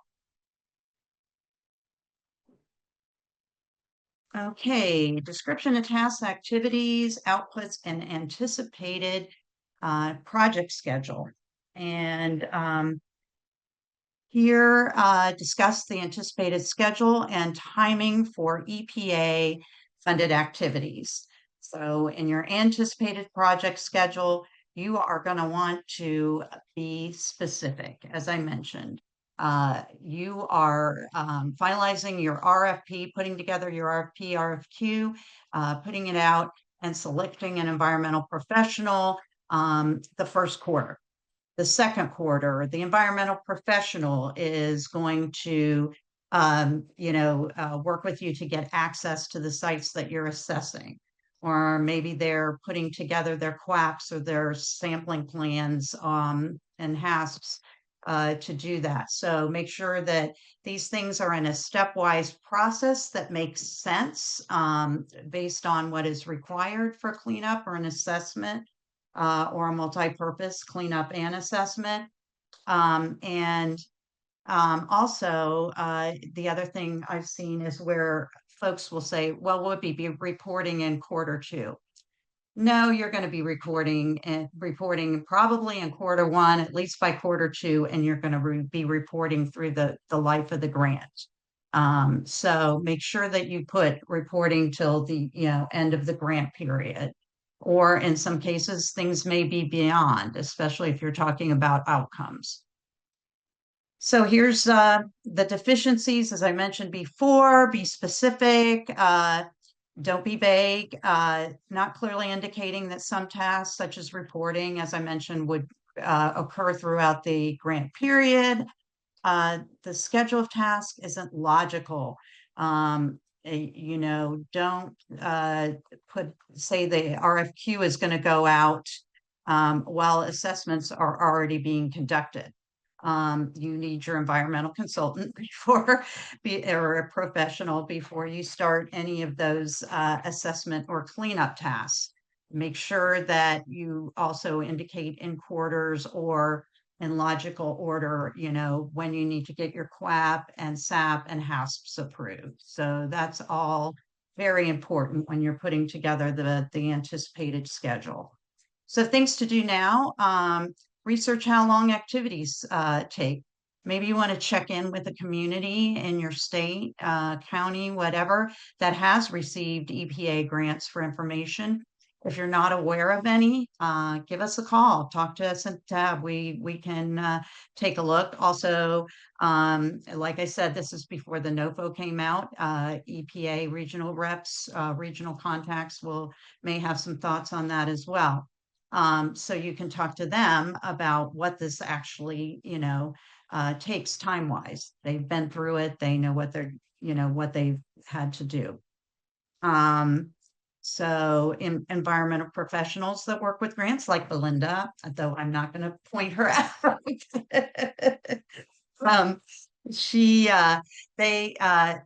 These are people that really understand the schedules because they've worked with a lot of communities over time. So I think I'm going to pass that on to Belinda. You had some comments here? I think you've covered it all, but I will have comments on the next slide. Well, okay, good. Because I will make sure I do that and have you mark for that. Thanks. Okay, great. Okay, here is from a successful grant, a description of tasks, activities, and outputs. So I'll just point out a couple of things. Project implementation. I like that they said prior to applying for site eligibility, an access agreement will be prepared and executed for each site being considered.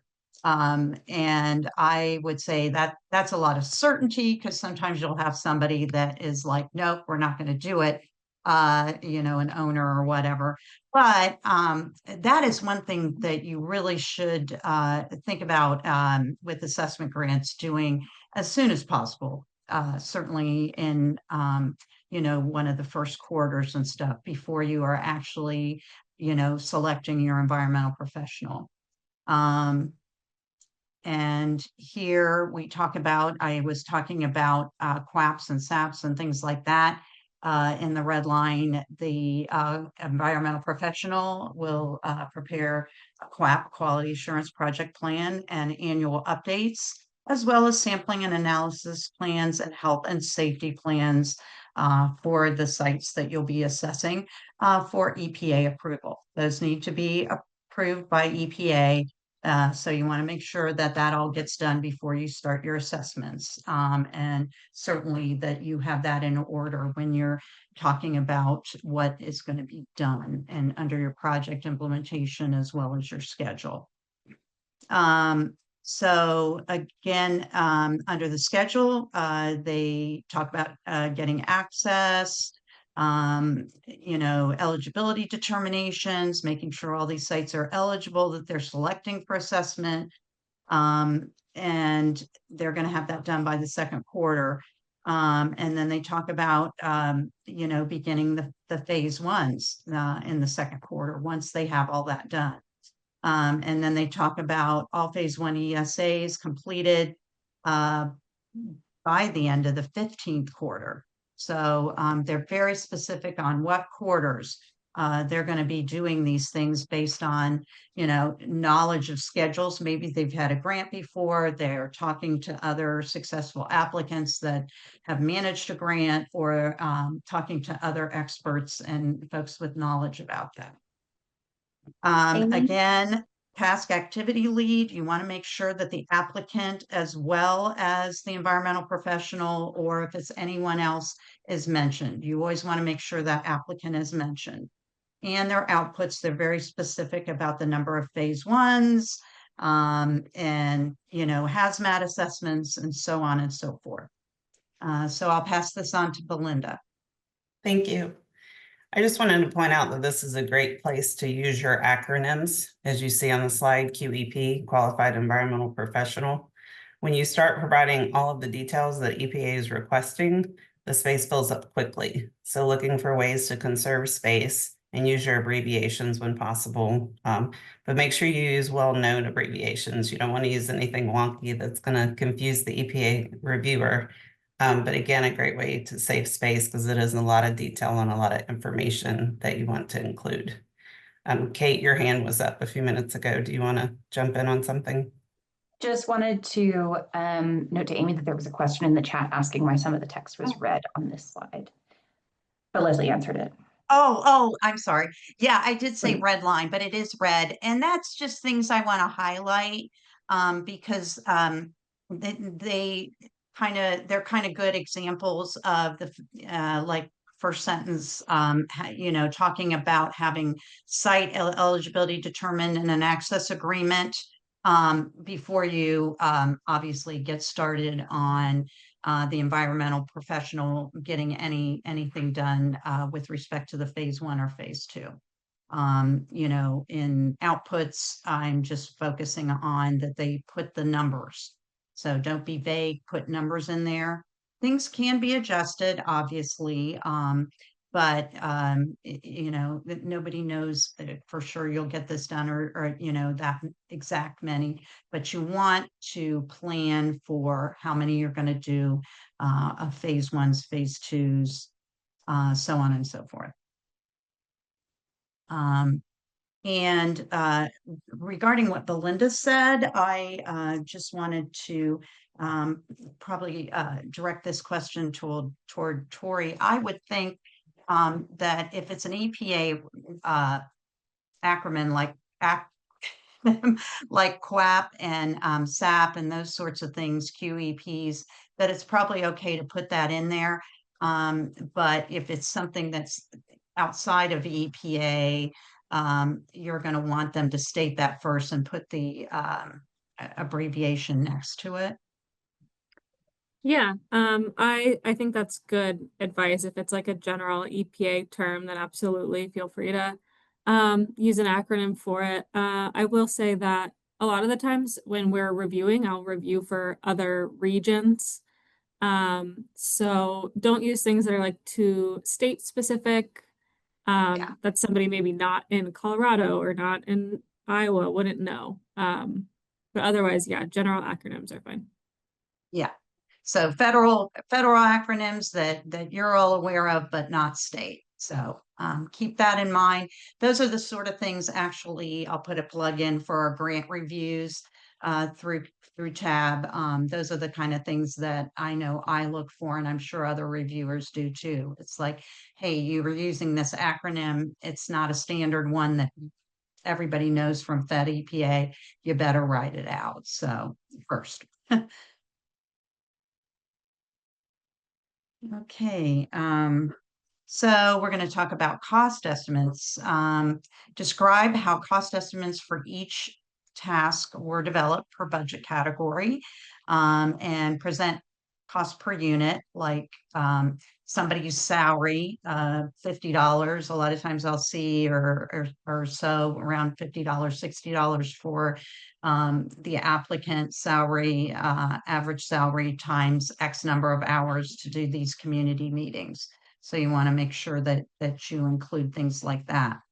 The kind of deficiencies we see are, I haven't seen this too much, but I know others have seen unit costs. Don't put them in the wrong area. Don't put them in, where you're talking about truck.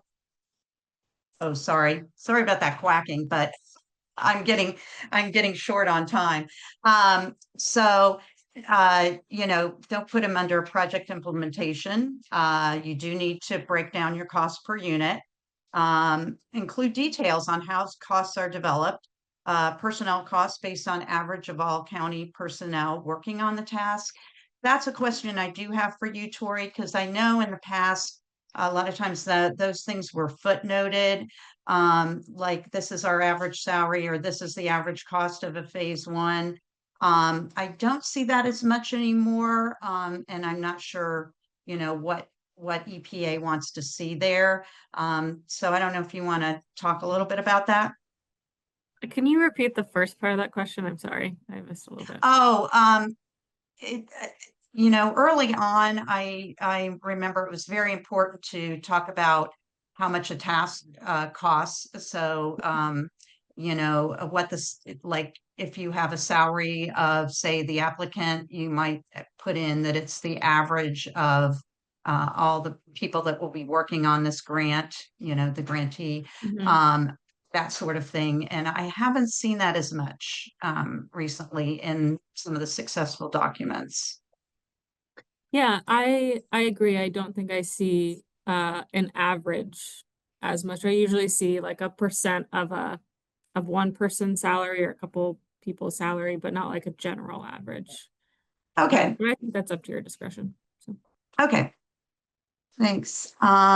If you are using supply costs, say how much they are. If you need paper for brochures and printing for brochures, say how much that's going to be. Okay. So list that if it is an actual supply. And make sure you put in the travel to Brownfield conference. Usually one or two of your staff will go, and you need to break it down by, fees, hotel, airfare, and meals. Now, I believe, Linda, you might have had a comment on this. I do, just real quick, because I know we're running out of time. I did want to mention that was a great question, Amy, because I've realized the same thing I've seen on the later grants, that they haven't been as descriptive on costs. So I appreciate that question. I just wanted to mention the need for being consistent when you're quoting costs. So you don't want to mention a cost, say if it's consultant fee for a project manager in one task and then a different fee in another. So just make sure you're being consistent throughout the costing and in the rates, and of course throughout the grant. For consistency is very important. Maggie, did you have something you want to add? You have your hand up. No, I Okay. forgot to lower. No. Back to you, Okay. Amy. Okay, thanks. Here's some cost estimate examples. Again, the red line, the red language is just things that you want to point out. I'm going to go through this kind of quickly because I want to get onto the cost sheets and some important things there. But, two of the land bank staff members are going to go to the Brownfield conference. So they're talking about what they're, $1,000 for the airfare, rooms at such and such a cost, meals at such and such a cost. ground transportation, and that's how they get their total of that particular cost. Okay, and then you'll have like these phase ones at an average cost of, you know, so many each, and what they, you know, what that turns out to. So, you know, the reviewers can go from these cost breakdowns to the cost sheet and see where these costs were developed. They will look back. They'll look at those costs that are on your cost sheet, and they will look back to make sure that they're broken down appropriately. Oops. Okay, here's an assessment grant budget example. And a lot of these things are the same as in the cleanup that I'll show after. As I mentioned, this is including up to 5% for administrative costs. So if if you plan to include up to that much for different administrative costs, you do need, you'll need to mention what is direct and indirect costs. Direct costs, as you might imagine, are going to be broken down into those that involve the management of the grant, directly. So you're managing the grant, you're overseeing the cleanup or assessments, you're, participating in and talking at the public meetings, so on and so forth. Indirect costs would be a percentage of your heating, because you're heating the whole building, but it's not all related to the actual direct management of the grant or other utilities and things like that. What I will say about indirect, if you plan to do any of that, now is the time to talk to your EPA contact and really make sure that you understand what those indirect costs are, how you calculate them, because there are some standards there. I'm not going to get into that, but just talk to them and make sure that you are categorizing and figuring out figuring out the totals for indirect costs appropriately, because that you can get dinged for that. I don't recommend using it, but they are done. I've seen them done, and I've seen them done well. So they can't, it can be done. Just make sure that you get advice from your regional contact before the NOFO comes out.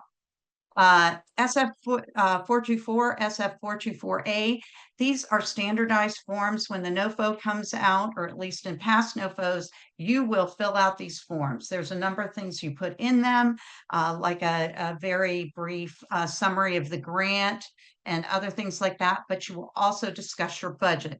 Make sure these totals all match up with what you have in either or both of these forms. In most cases, you will fill out both of these forms. Okay. And if you want to see any of these, you can kind of look back at past NOFOs for brownfield grants, and they have these forms that need to be filled out. So you can pull them up. That's a good chance for you to take a good look at them now and know what will be required of you when the NOFO comes out. Subawards, and participant costs belong on separate lines. Subawards are usually, your environmental professional, or maybe more likely your cleanup contractor contracts with somebody else, and it's done through that methodology. Participant costs, in the past, they have been paying for, say, someone to do childcare during a public meeting, so people can go to this. You can encourage people to come, and they don't have to worry about that.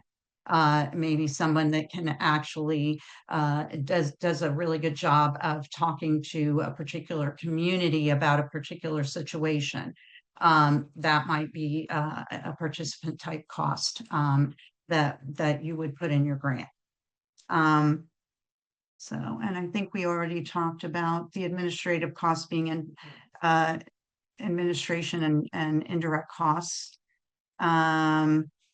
We'll move on to the I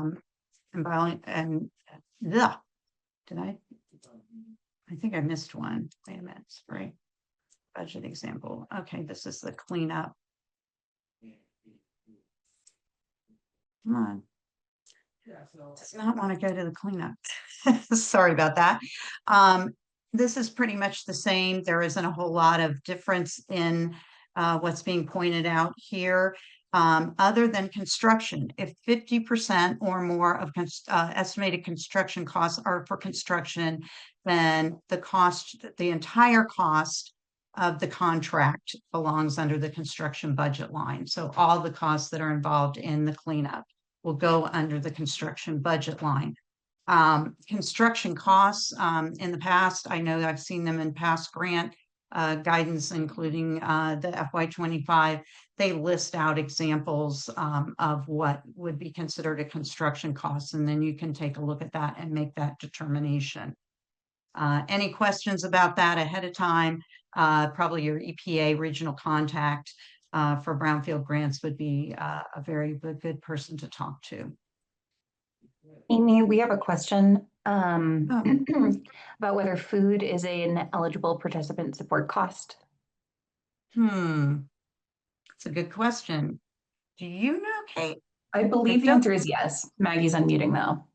Yes, Oh. so like light Okay. refreshments or which include snacks, you know, coffee, waters, things like that, or boxed lunches, if you're gonna maybe order pizza for a large group, something like that, would be an eligible support cost. You just want to make sure that when you include that, if you include that in your budget, that you describe what food that goes towards. I mean, you could say light refreshments, light meals, you know, for example, snacks, coffee, things on breaks, box lunches.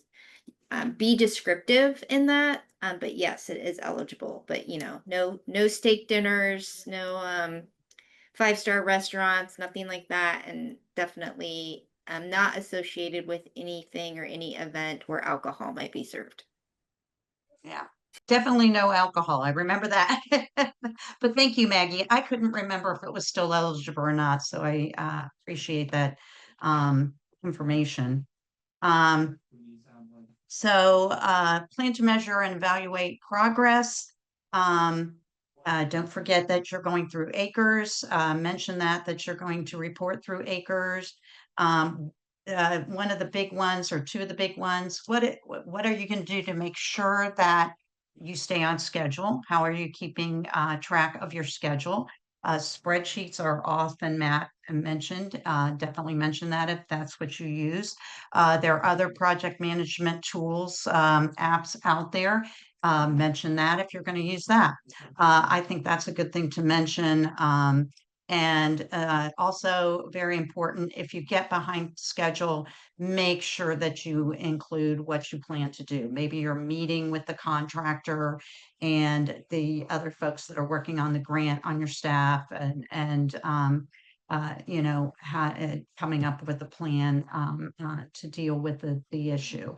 So make sure that you don't you know, forget to include what you will do if you get off schedule. They're going to be looking for that.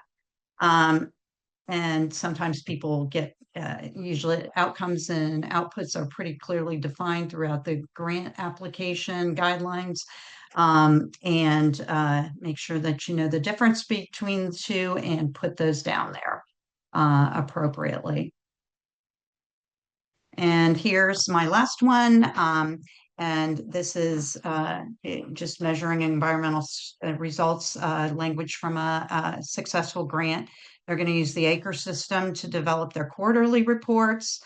They are tracking and measuring and evaluating the accomplishments and outputs to the work plan and schedule and meet with those involved to stay on schedule. They don't really talk about a spreadsheet. I like to see that, but if they're meeting with people on a regular basis, that's also good. And then we will compare progress on the schedule against the work plan to determine if corrective actions are needed.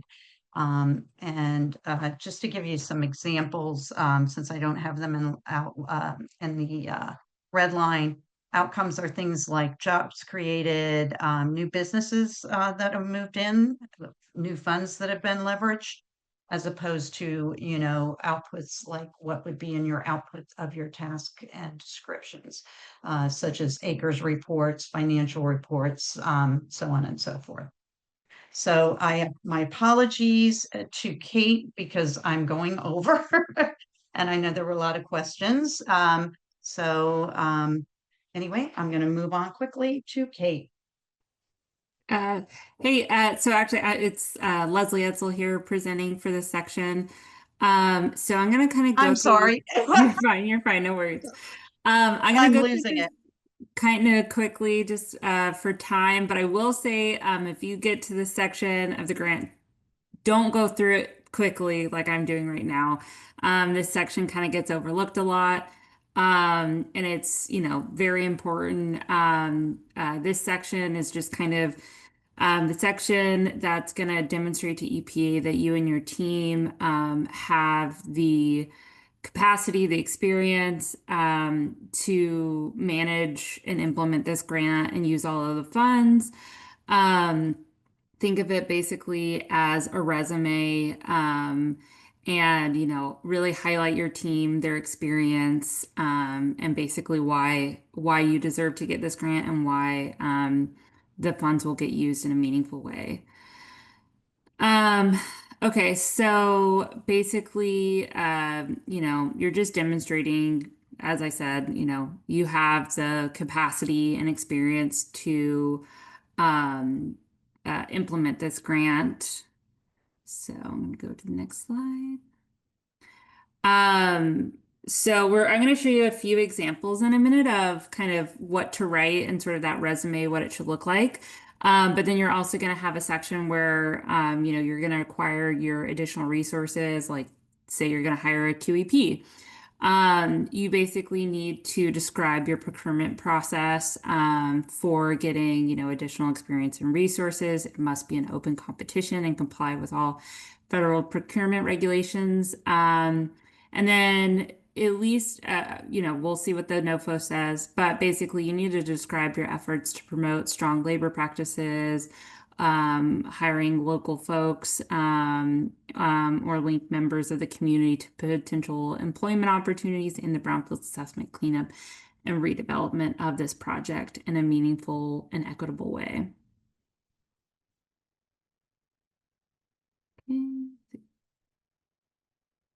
All right, there we go. Oh, it skipped, I think. Yeah. So here's an example of someone kind of describing their organization, you know, how long it's been around. It's been around since 1916. That they are basically the county's economic development leader, kind of their experience, and that they have, you know, I think explicitly stating that your team has the capacity to successfully carry out and manage all of the parts of the grant is a great statement. So be sure to include, you know, that.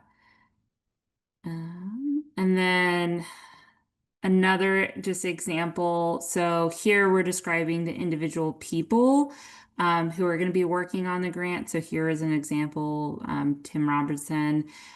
He's the director of operations and, you know, kind of how long he's been with the group that's applying. So here you can kind of see how this reads a bit like a resume or maybe like your cover letter of a resume. And some of your that person's successes and why they're going to be good at doing, you know, implementing the grant or whatever role that they're going to be assigned for this grant. I will say one thing, make sure if in section 3 you put like say project manager or grant manager, make sure that those you know, descriptions of that personnel are the same in this section. So don't necessarily call it a grant manager in one section and then maybe interchangeably use project manager. Those are going to read as two separate things, and that might be confusing. So make sure you're using the same terminology if you have that listed in section 3.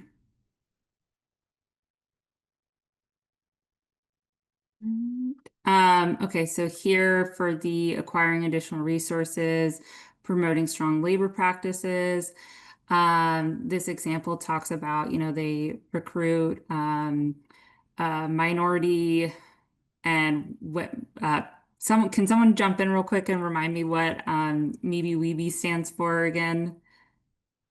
Minority owned and women owned businesses. Yeah, Yeah, minority business enterprise and women. So, Okay. yep, you covered it. Cool. Okay. And then just making sure, you're going to be following the proper guidelines for procurement. And then, here are some other examples. So, um, basically you're just saying, hey, we're going to follow appropriate, requirements, but also we're going to be sure to have strong partnerships with these groups and seek equitable and open procurement. Okay, so past performance and compliance with grant requirements. So here you're going to discuss, have you received a grant in the past? What were your accomplishments with those grants? Did you successfully use all of your grant funds? And then discuss, your compliance with your work plans, that you met all your schedule requirements, all your deadlines, that you met all your terms. And this again is just demonstrating, hey, we've gotten grants in the past, they were successful, we've met all of our requirements. We clearly can do that again in the future. Hey, Leslie, can I jump in here? Yeah. Mm-hmm. Hi, this is Tori. So I just wanted to quickly say in this section, especially if you're an existing or a former EPA Brownfields grantee, make sure what you are reporting in this section or what you're putting in the section is the same as what you have reported to EPA, either to your project officer or in acres or however that may be. Just because the people reviewing your programmatic section are people who usually know you and work with you. So make sure those things match up. Yeah, great comment. Thank you, Tori. And then Tori or Belinda, if you want to speak on, we have a question in the chat. Oh, Ashley's already answering it. Someone had asked if you have gotten other federal EPA, if you have not, wait, sorry, if you have gotten federal EPA grants before, I'm sorry, if you have not gotten federal EPA grants before, can you share about other grants and whether or not you've successfully complied with them? Absolutely, yes. If you've gotten other grants and successfully managed them, definitely highlight that.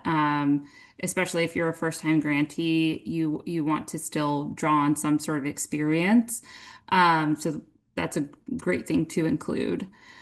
And again, here's just some additional language or example language. And again, it mentions, here's acres database. Here's kind of what we've put in there. If you are putting in very specific numbers, yeah, make sure it matches with acres. Again, just some more example language since we're limited on time. And these slides will be available later. I'm just going to kind of go through this. Okay, with that, I want to open it up to Tori or Belinda if you guys want to add anything else to past performance and the past performance section. There's also a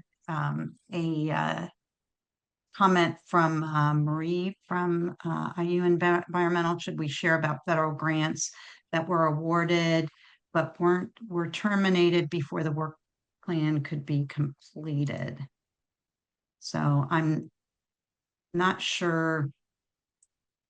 That sounds like it might be something. One, I'd be curious as to exactly why it was terminated. Yeah. It sounds like on a case by case basis because yeah, I don't know, Tori, what would you say to that as an EPA person? That's a good question. I assumed that the person asking was referring to like an environmental justice grant that was terminated. And I don't know. I haven't received any guidance. So I am I not can sure jump in either. here. I agree, case by case basis. What I've always been told by EPA reviewers is don't hide anything, address it. So oftentimes if that happens, there was a good reason. Sometimes it's you have different personnel on your team now, so you can explain that and, you know, your capability to manage the grant. So I definitely wouldn't try to hide it because they might find it. But now would be a good time before the guideline is out to reach out to your EPA region and have that discussion, just to figure out the best way to address that. I do have one question while I have you here, just in, like how far back, if a grant was terminated or funds were in the EPA Brownfields grant had to be returned, is there maybe we'll call it a statute of limitations on that? I used to hear 7 years on that. Okay. Maybe Tori has something to add on that. No, I don't know actually. Okay. And I mean, it's been a number of years since I've heard that, but yeah, the rule of thumb used to be that it was, you know, new grant if it was older than 7 years. I would think that would, but again, there's typically a justification as to why something happened. Right. Okay. Yeah. Melinda, this is Kristen Prasowski with TAB, and I would agree that's my recollection as well, that's usually the time frame. And I think the biggest piece, the advice of talking with your EPA officer, I think that's great advice and the best strategy. And the biggest thing to remember, like if you're addressing that, you'll still include other grants that you've successfully administered in the past, because you really do want to. So let's say it was a grant that was terminated, not by your choosing, but let's say it was an environmental justice grant. You can still address that, but then you definitely want to talk about other examples where the grant wasn't terminated and you were able to successfully implement and administer. Very good point. Absolutely. Yeah, I very much so agree with that. But again, I want to reiterate that depending on how if you've written your grant in chronological order, you get to the end and you're probably exhausted and ready to give up. But don't just phone in this section. It is really important. And you know, so just really want to highlight that. And with that, I will turn it over to, let's see, Maggie or Roxanne. Yeah. I don't have ability to move the slides, if someone can move it forward for me, but we are just getting ready to take a 15-minute break. So you guys can stretch, grab some water, whatever you need to do, check emails. But please don't go too far, because when we come back, we're going to jump into the hands-on part of this workshop where you get a chance to actually see what it's like to score a grant and get that point of view and learn a few tips and tricks from your facilitators. So I will see you guys back here at Eastern time is 1:45, Central time is 12:45, and we will start promptly into the exercise. I'll see you guys soon. All right, we're going to go ahead and get started.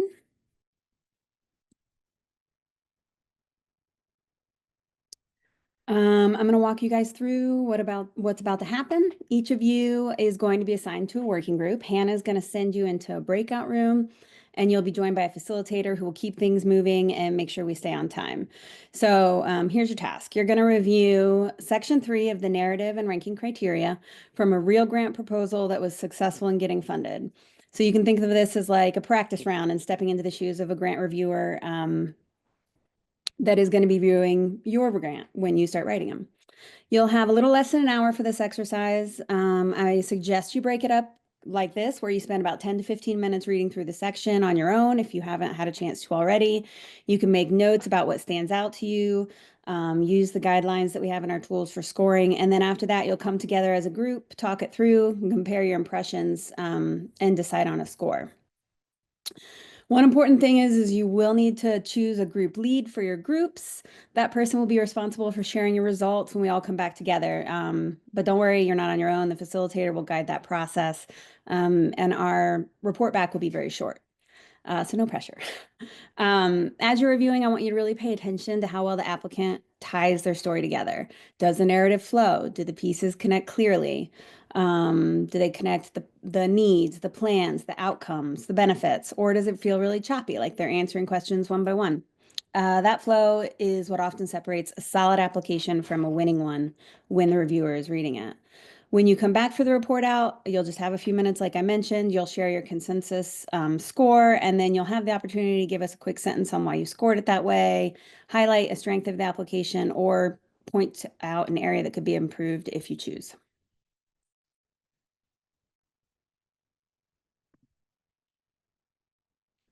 So the tools you'll be using during the exercise or have available to you is the Section 5 narrative review information, which goes over each area.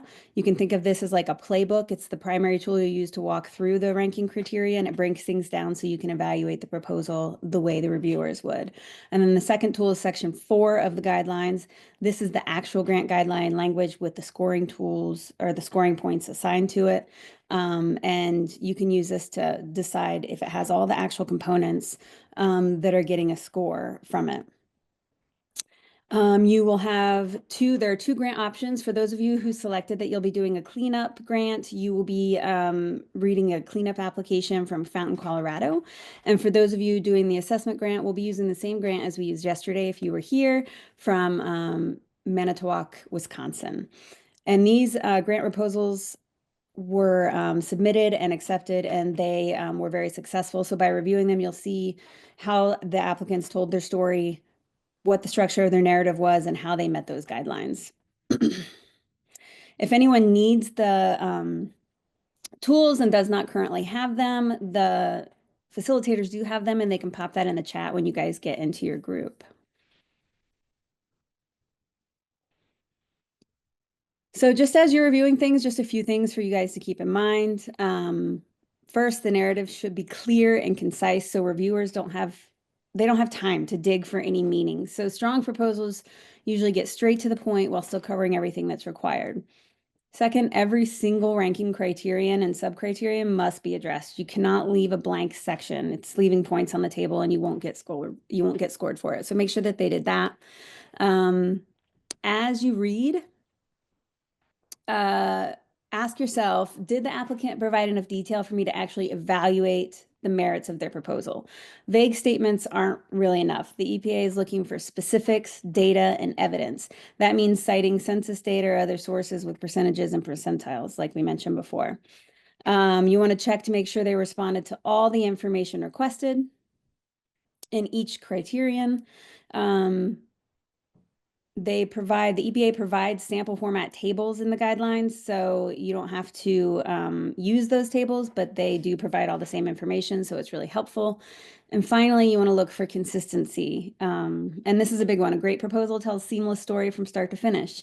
If numbers or details change from one section to another, it confuses reviewers and raises red flags. Now, we're not going to be looking at multiple sections, but if you do want to pop back and look at something for the sake of consistency, feel free. So as you score, keep your eyes on clarity, completeness, use of data, adherence to guidelines, and consistency throughout. And with that, I will let Hannah break us out into groups. Welcome back, everyone. I hope everyone had some good conversation. I know we did. Get everybody a second to hop back in. I think we have everybody.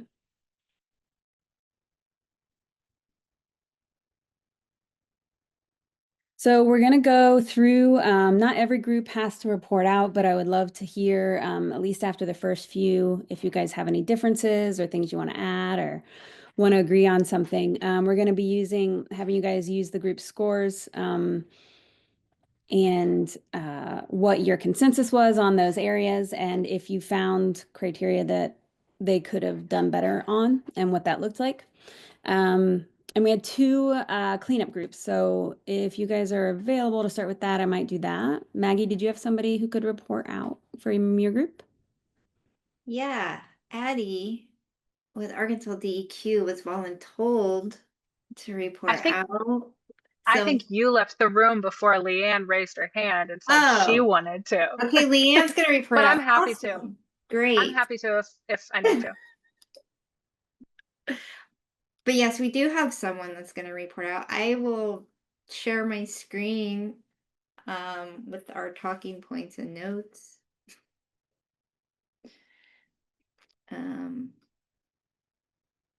Yeah. Okay, so take it away, Leanne. Oh no, I was volunteering, Addie. She knows. Oh, no, I didn't realize that. I'm happy to do it. Okay, wish I you got would. this. I'm too I got green. Okay. Yeah, so we started, let me go back up in the grant application. So for the task description or no, the 3A. Sorry, you guys. In the description of the cleanup, we thought that was good. Gosh, I wasn't taking notes in order to present. I know we did say that the schedule seemed a little rushed. Doing some of these things as early as they were saying was maybe not feasible. And so we took a point off on the schedule. And we thought it would be better to, spread these across the 4 years that they have to implement this grant. I think it would be a better, it would show that there's more preparation going into it and we talked about it's better to under promise and then over deliver. Let's see. Am I going through the whole section? Yeah. Okay. We thought their outputs were good. They were, good deliverables that all made sense. Their cleanup estimates seemed reasonable. One thing that, sorry, I'm taking notes on other things.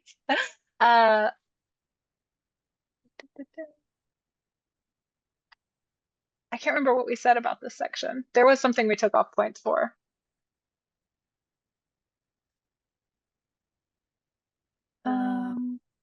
Remind me, you guys. Overall. So for section 3B on project implementation, for project implementation and anticipated project schedule, we took a point off of each of those. So a total of 2 points for that section. Because we thought their schedule, they have a lot going on in the first quarter. And that just seemed very tight to get done. And yeah, going to your point, Addie, that sometimes it's better to under promise and over deliver. But otherwise, everything was very clear, detailed, seemed to meet all the requirements for the type of cleanup that they were going to do. Oh, I remembered. Sorry. Yep. In the budget, we thought, with a year passing between the time you put this budget together and then when you're able to start doing the work, it's very possible that all the costs will have increased. And so it might be a good idea to put in like a contingency.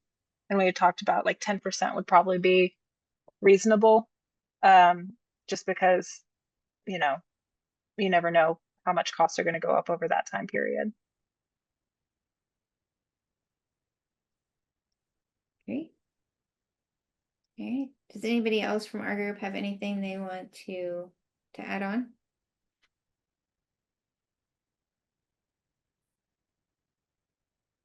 Okay, great. So yeah, overall, we gave them 53 out of 55 points. Awesome, thank you. What about Amy's group? Did you guys have similar scores? Amy, what was our total score?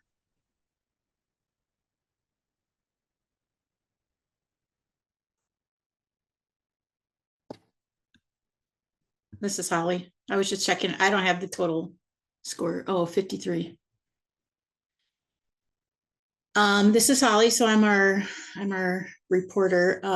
So we thought that the sections were very detailed and clear overall. It's a pretty straightforward project. The first piece, they didn't mention the statutory reference, but otherwise, again, it was well detailed. They mentioned their permitting and disposal plans. They had a table that we thought would be good for a reviewer. All the components were included in section 4 for outputs. We thought that we questioned whether all their outcomes were measurable and realistic. And then there was a question in of the basis for the city personnel's cost estimate. And then let's see, they didn't note supplies in their budget, but they were going to have some community meetings. So we're kind of questioning that. Does anybody else have anything else you want to add from our group? Yeah, we also wanted to know about the software that they would use to track their milestones, and how they were going to measure things like increase in local property values as well.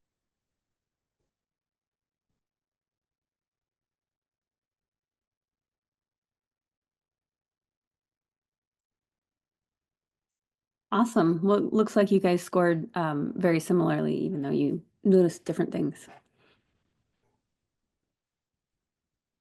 Yeah, I agree.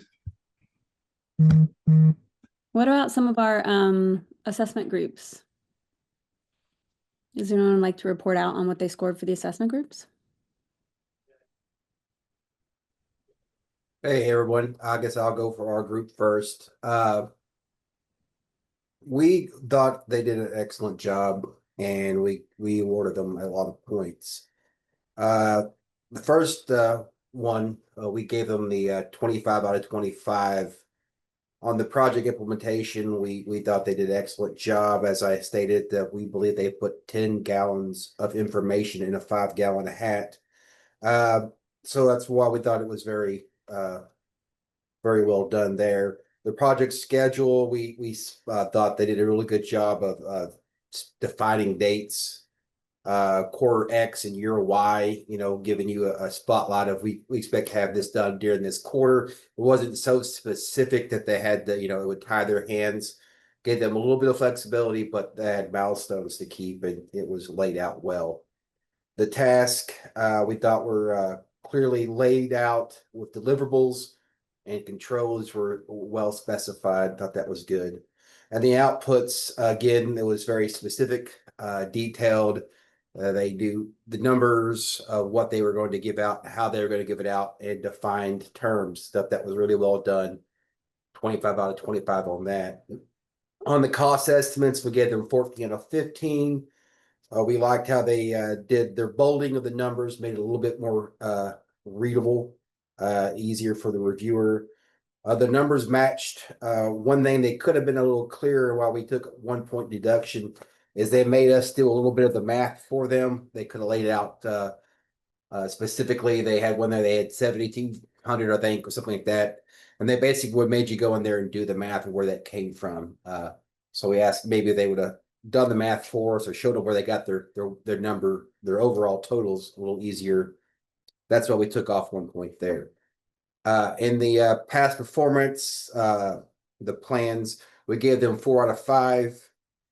We thought they did a really good job. Mostly, there was one question about a little vagary when it comes to the explicit program they're going to use with their city and their tools to track everything. A little vagary there that could have been more clearly defined. Thus, we went with a 1 point deduction. So overall, we decided to deduct 2 points from the total. But overall, an excellent job, and everyone thought they did well.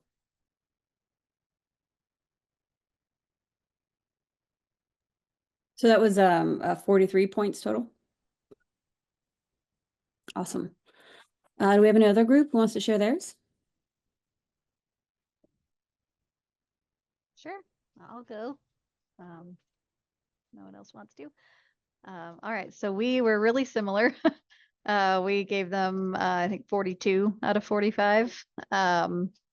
So on that first section, thought they did a really good job.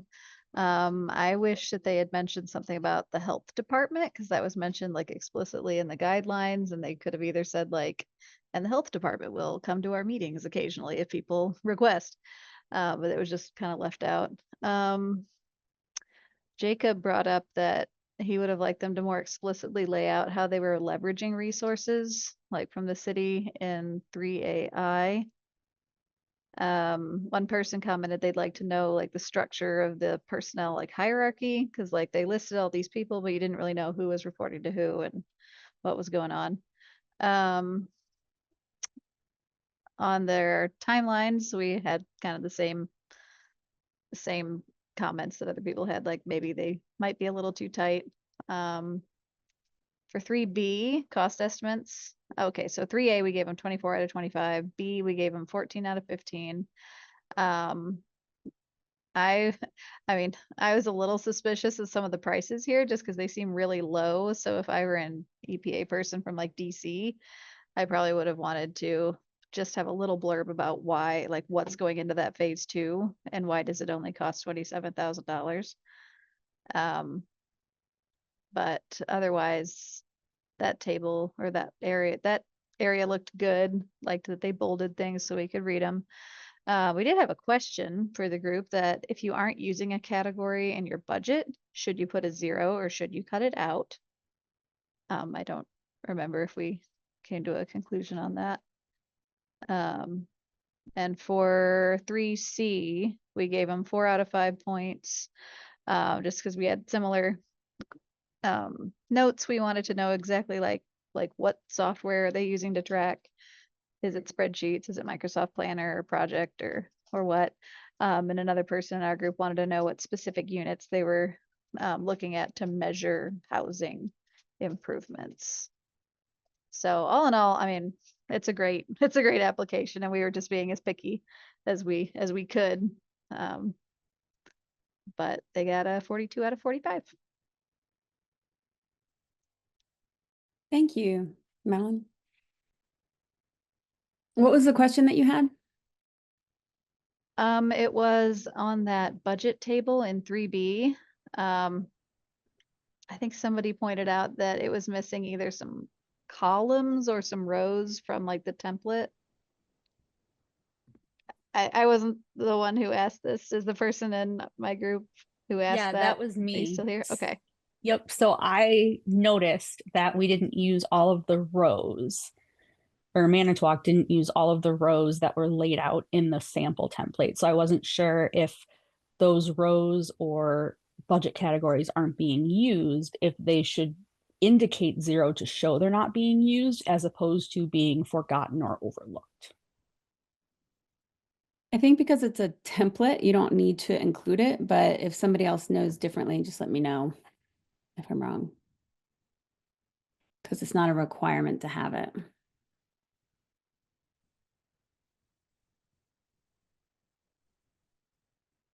Okay. Does anybody else want to share anything else that they did differently or something else that they noticed or anything that somebody had a question about when they were going through it? Hey, this is Leslie. I just wanted to add on to something Madeline had pointed out about the phase 2s and that they were really low. So I actually pointed that out as well, but then I realized they have 5. Now, I don't think they really define what SI means, but I'm assuming that means supplemental like site investigations that are also 27,000. And I actually like that because I've seen a lot of grants where they only put just like one phase 1, or sorry, they only say that, you know, we're going to do X amount of phase 2s and that's it. And then they're going to move to remedial action plans. And just having done a lot of site assessments and everything, it's usually, it's not that straightforward. You're likely going to do a phase 2 and then, you know, get your results and then realize, oh, we got to go back and we got to delineate here or do this or that. Oh, we forgot to sample for a certain constituent, or So I like that they are basically anticipating having to go back to the site. I think that's very realistic, that not a lot of grantees think about. That's an excellent point. Thanks, Leslie. Does anyone, Yes. I was with Leslie's group. I just wanted to, we're covering a nice amount of things, but there are some notes just that I thought were pointed out and some items I want to share from our group. Is that okay? yes, please. Okay. In the first section now, and I'm just going from the notes, the fact that they hired a QEP consultant to me and to our group, it seemed like they had a little bit of a handle coming into the grant on what they wanted to do with the brownfield. So it made, to me, what's going in with that, it added the confidence to the application. And as I go down through my notes here, I've got another portion here. The other section, we may want to make sure, as another participant pointed out, that our quarterly and our dates aren't so specific that they handcuff or lock you in. The vagueness of really not so vague, but more monthly or quarterly reporting gave a little bit of leeway to, because you don't know what will happen on a regular basis as the project is going on the brownfield. Gave a little leeway so you can report without feeling or being a feeling of being penalized for those steps. Here. And the also the fact that sometimes the state won't actually tell you if some costs are a little bit above, but also additionally really locking into the state contractors and understanding a little bit more about some average costs as much as you can with the research, because the state doesn't want to steer you, but at the same time, they are going to evaluate on the accuracy of the right type of cost as we go through our estimates. Just throwing those items in there. Just Awesome. those. Thank you. Well, does anybody else have anything they want to add? Our group had at least two questions. And so one on the assessment, so since they already had a contractor procured, would there be a conflict if they're awarded the grant? And would that contractor be able to work on the grant should they be awarded? Can anybody speak to that?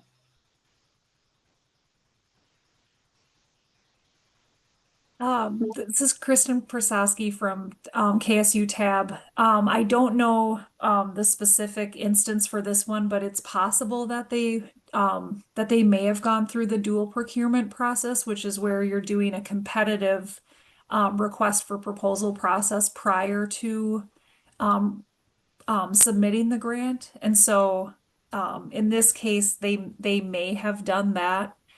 Where they did already go through the competitive process prior to grant submittal. So you can do that not knowing what the specific like work plan is, you just do it based off performance? You post a request for proposal that goes out to multiple contractors for them to bid on, and you're working, with them then, if whoever is selected through that open and competitive process, you're working with them on the grant application. So you are then formulating kind of your plans for what you would be doing. I mean, in this case, and you'd want it always to be that way, that the city or applicant really is really leading that and kind of directing what they see as meeting the needs in their priority sites. But whoever was the selected contractor would be assisting with the grant application and then implementing it moving forward as well. Okay. Does that answer the question? I think so. They do clearly state that their QEP was retained per CFR 200 and 2 CFR 1500. So They did utilize that. Yeah, and the other observation we had was in the community outreach, there was no budget item for the QEP to assist in outreach. So I guess it suggests that the city is a handle on everything, but oftentimes your environmental professional may be helpful to participate in some of the public outreach. So that was just something we also noted. Not sure if that's worth deducting points. One thing to note on this topic is that if you do already have a QEP, even if you state in your grant application that they were contracted according to CFR 200, you do have to provide documentation of that. So it's not just something where they take you at your word.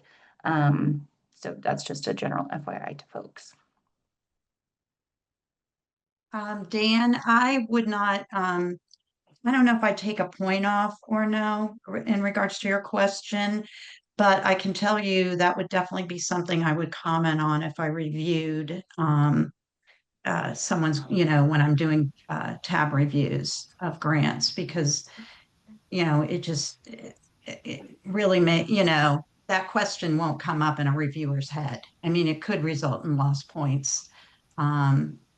But if you've got the QEP in there, that's, you take care of that question.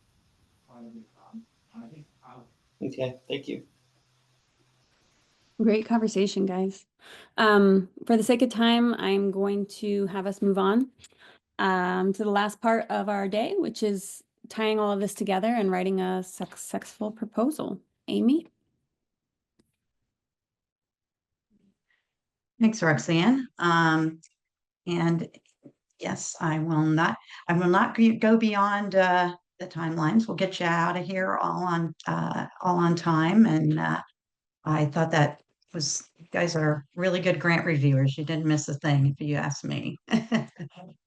Anyway, talking about writing a successful grant proposal, we're going to take a look at some of the things that we like to make sure that folks have. And the first part is setting the stage. I like to think of section 1 and particularly 1A as kind of telling the story of your geographic area, be it a city, a township, county, where you let people know what's interesting or unique about your town. I see a lot of applications, and I think it's a good thing if you have something unique to tell about your town. Maybe you had a unique invention. Obviously Dayton, Ohio would have an easy time with that. But maybe you're the first city that was part of the canal system, or there's just something that has historical significance. Go ahead and brag about it. I like that. I think it really kind of helps make the story a little more exciting, a little more readable to reviewers that are looking at a large number of these. So you want to talk about the history, and in addition to anything unique that you want to mention, what you really want to hone in on is the industry, the businesses, the workforce that was there originally. And usually you'll see that it starts around the late 1800s, early 1900s. And this place is known for, having a number of granaries or a number of steel manufacturers. And, without going into way too much detail and taking up too much space, say for example, and mention one of the businesses that might be fairly well known to most people across the country. So you really want to hone in on that and don't add a lot of flowery language, but get to the heart of the matter as far as what you had back then, how good it was, how many jobs it created, good things that it did. And then and in many cases, particularly in our region, but other regions as well, anywhere from the 70s to the 80s to the early 90s, there's a downturn and businesses close down. There may be large employers that close down. If that's the case, mention that and mention how many jobs went away when that happened. And that if there's population loss as a result of that, people have moved out, property values have gone down, all those sorts of things that are going to make that particular, your particular geographic area, something that you want to revive. If there's a good reason to revive it, and reviving it's going to do a lot of good things. You'll move on, that can move you on right to a target area, and that target area or areas should, match those challenges. You don't want to talk about challenges that the target areas you're getting into don't meet. So keep that in mind. There's always other things the target areas, focusing on them can do. Maybe you don't talk about added green space and history and challenges, but that can go along with, more retail or more industry along with additional green space. So, and then hone in on your affected population. What I would do, I would assume, in many cases, those of you who are preparing and intending to write a grant, particularly an assessment grant, already have, a target area or target areas defined. Get in there. Lucy talked about the data, get on those applications, those websites, and start looking at that data. You may want to refine your target area based on that data. You want that data to make you look good. What you're saying are your challenges and your problems and your affected population. And by affected, that could be health problems, could be unemployment, any of those things. You want to make sure that these kind of go together. Then you move on to what you're going to do, either assess or clean up. And, selecting, later on, you select some priority brownfield sites, but, doing either assessment or a cleanup or cleanups is going to help this. Here's our plans for the target area or for the city as a whole. You're going to end up by saying, because we're going to do these things, we're going to do these assessments, and with this great money we're going to get from US EPA, there are a lot of positive impacts that will happen. Maybe more exercise, better jobs, just jobs in general, reduction of pollution. Particularly if the pollution is and contaminants are connected to the health effects that you can find through some of the things Lucy had talked to you about today. So it's really a story, here's how we started. Here's what happened.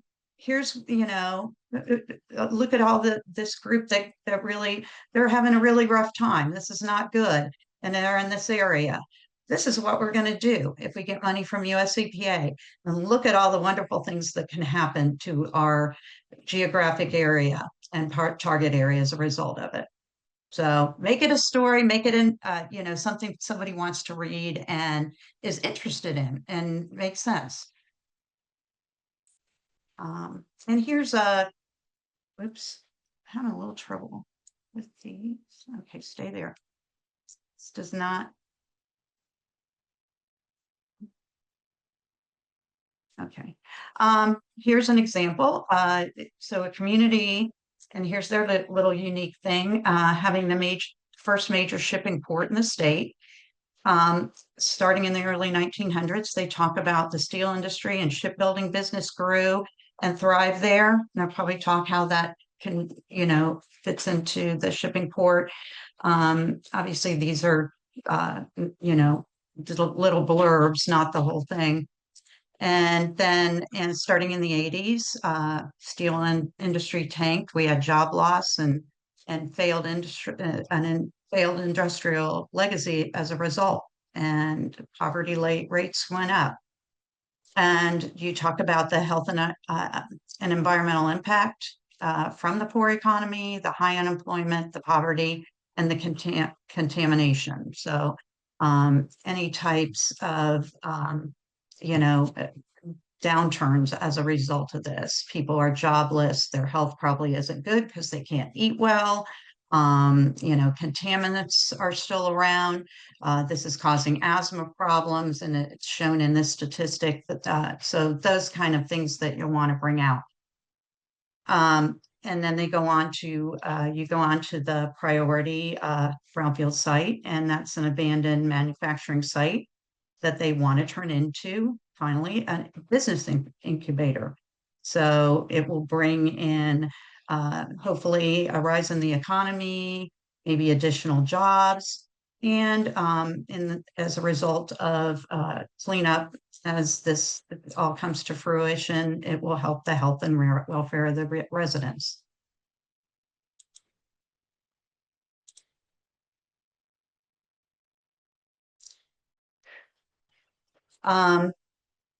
So some of the pitfalls you want to avoid, and we've talked a lot about this today and yesterday, waiting till the guidelines come out to start planning your grant project. And in fact, we've talked about some of the ways that you can start out right now, and if you haven't already, to get yourself ready for when the NOFO comes out.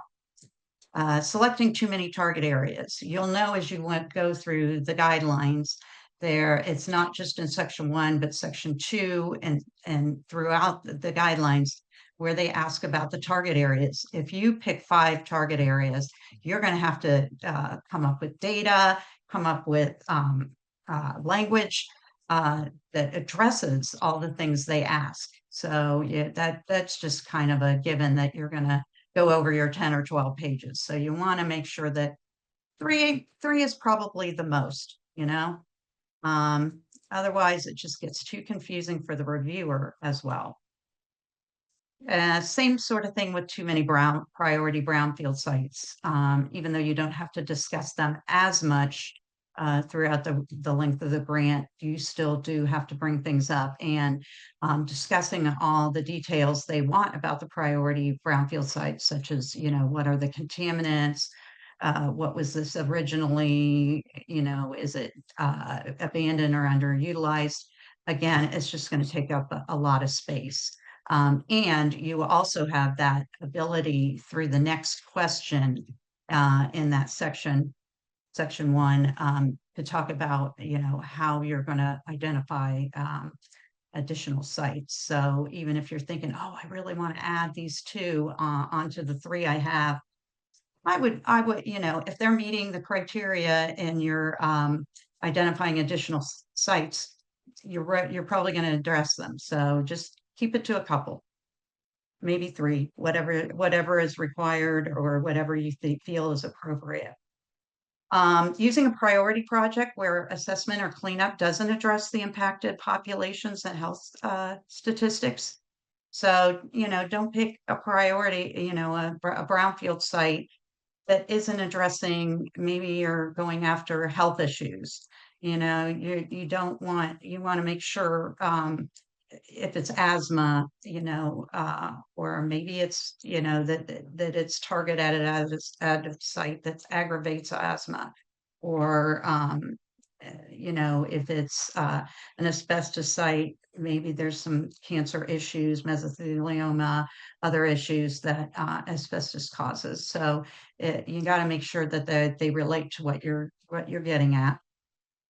Writing up too much up front and not saving room for other areas. And this is where oftentimes not only tab reviewers, but one of your colleagues can probably say, hey, you really repeated this too much. So make sure that you don't, if you do this, have somebody take a look at it and try to keep it a little more concise.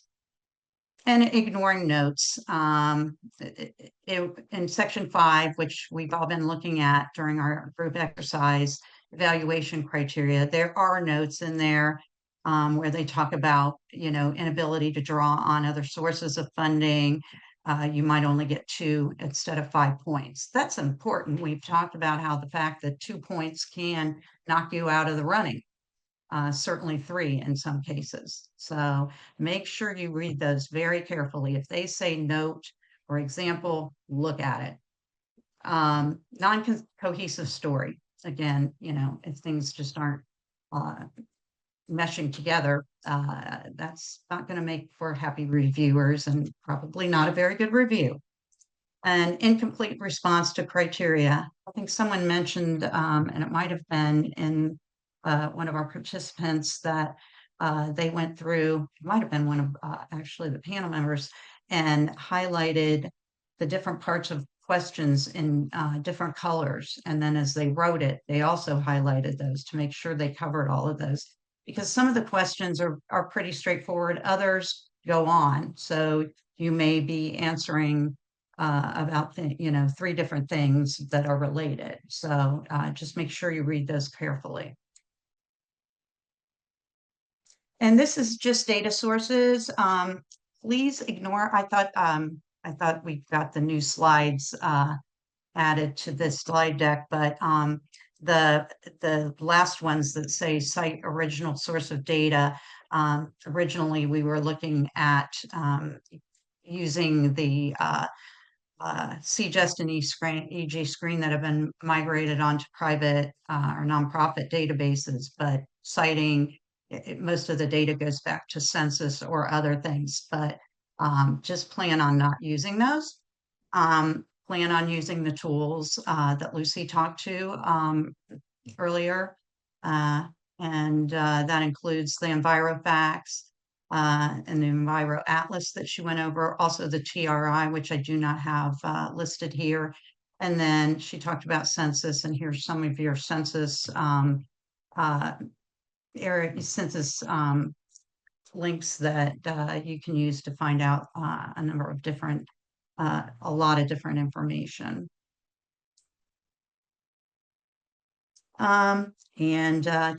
Don't forget, tab has grant writing assistance, KSU and all the other tabs. We have, for KSU, we do have examples on the website of past successful grants. Look at them, please look at them, because they'll only help you. You might find something that you didn't think about discussing or bringing up that is going to make your application look better. Especially if you're a first timer on writing these, maybe your particular municipality has won grants before, but you're the new grant writer, you're going to love this. So definitely take a look at that. Tab EZ, Beth talked about that today, gave a really nice demonstration. And that will, some people, check it out. Some people have told me it doesn't work for them, but the majority say they really like it, and I think it works very well for them. So definitely check it out if you haven't. And of course, I talked about the review of grant applications. So don't forget about that. And that review does provide review and suggestions. Scheduling in advance is recommended. 3 to 5 day turnaround. Maggie kind of talked about that in conjunction with when the NOFO comes out versus the last couple weeks before the grant is due may affect whether it's a 3 day or closer to a 5 day turnaround. You have an extra set of eyes, even if you're using a consultant. Everybody can use an extra set of eyes, even us. So make sure it's a couple people. Make sure, we'd really like to look at your grant, but also make sure a colleague does that knows your geographic area really well. And we all know when we get working on documents like these, we can be blind to things that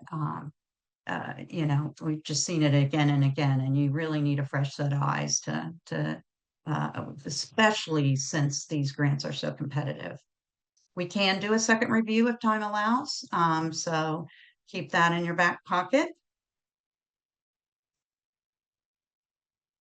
Okay, and things to start on, I mentioned that we talked about that in some of the presentations, but I'll get into this right now.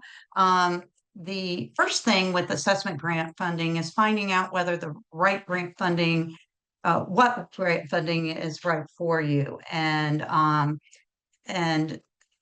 what you can do to do that is take a look at grants.gov, as Beth has talked about, and a few others, and get your identifiers, or realize I don't want to get into this right now. Read the 2024 guidelines. Actually, it's actually the 2025 guidelines from last year. And if this seems a little too complicated or large for you, maybe you want to just talk to your state. A lot of states do targeted brownfield assessments. So you may want to talk to your state rep there. There are also regional targets or regional brownfield assessments. And there's the ones for all of our TAP regions listed there. That gets into their applications and also who the current contact is. So getting started, if you are going into an assessment grant, determine applicant eligibility. We talked about that. Coalition applicants, determine your coalition members and try to build some partnerships or good relations working together, maybe even getting the memorandum of agreement put together, so that you're really ready to hit the ground running when you know, this application comes out, as far as describing how your coalition is going to work together, and making sure that they, as the non-lead members, understand what is expected of them and what you need to do to keep them informed. Identify your priority sites, and have a plan for accessing those in place. A plan for access in place. We all know that there are times when there's an owner that is just not going to let go of the property. So get out there right now, and once you define your target area, and start looking and getting that access, and engage the public. It's required under the cleanup grants. It's a great idea in other situations, you know, for assessment. The more you have your community on board, the more information you can receive from them, maybe information and that you didn't know before. And also it, you know, obviously is going to build a good partnership between you and the community. Cleanup grant funding, got to, again, determine applicant eligibility. That gets a little more involved because it is cleanup. So do get in touch with your regional contact about that, the regional brownfield contact, if you have any questions. Ensuring the site is a phase 2 site. The phase 2 has been done and complete. The state's going to have to take a look at that. So as I think it was Leslie that mentioned, the phase 2 is an iterative process. We always said that in Ohio. You know, you are going back, you're looking at the results from the sampling, and you may be going back and forth. Make sure that back and forth is over for all intents and purposes, and that your state agrees with that. Have a solid reuse plan. You have to have a solid reuse plan. They are not going to give you a grant unless you know what's going to go in there, and you have some pretty good leverage funding or private funding for the redevelopment. And drafting your APCA is obviously needed. Oops, I am sorry. One more. Multipurpose, so determine your eligibility. Make sure that you at least own one site. That is required under the grant guidelines. One site that can be is a priority for cleanup, because, and be aware of what you need to be able to achieve, what you may be able to do. Under this, you have to complete at least one phase 2 assessment, not a hard thing. Remediate one site, could be hard, but you need to keep that in mind, and develop an overall plan for revitalization. So, you know, if you don't feel that your community is in a place where you can do all of these and do it within the grant period, just, you know, apply for a community-wide assessment grant or something else. And I believe that's all I have. So thank you for being with us today, and hope you got a good amount out of it. And I'll pass this on. Thank you so much, Amy. If you have not already, please take the time to fill out our survey. We really do value your feedback. We really appreciate you all for joining us. We had some really great conversations. These recordings will be available, as will the PowerPoint slides. And if you need anything, please feel free to reach out to any of your tab providers. And good luck this grant season. Thank you, guys.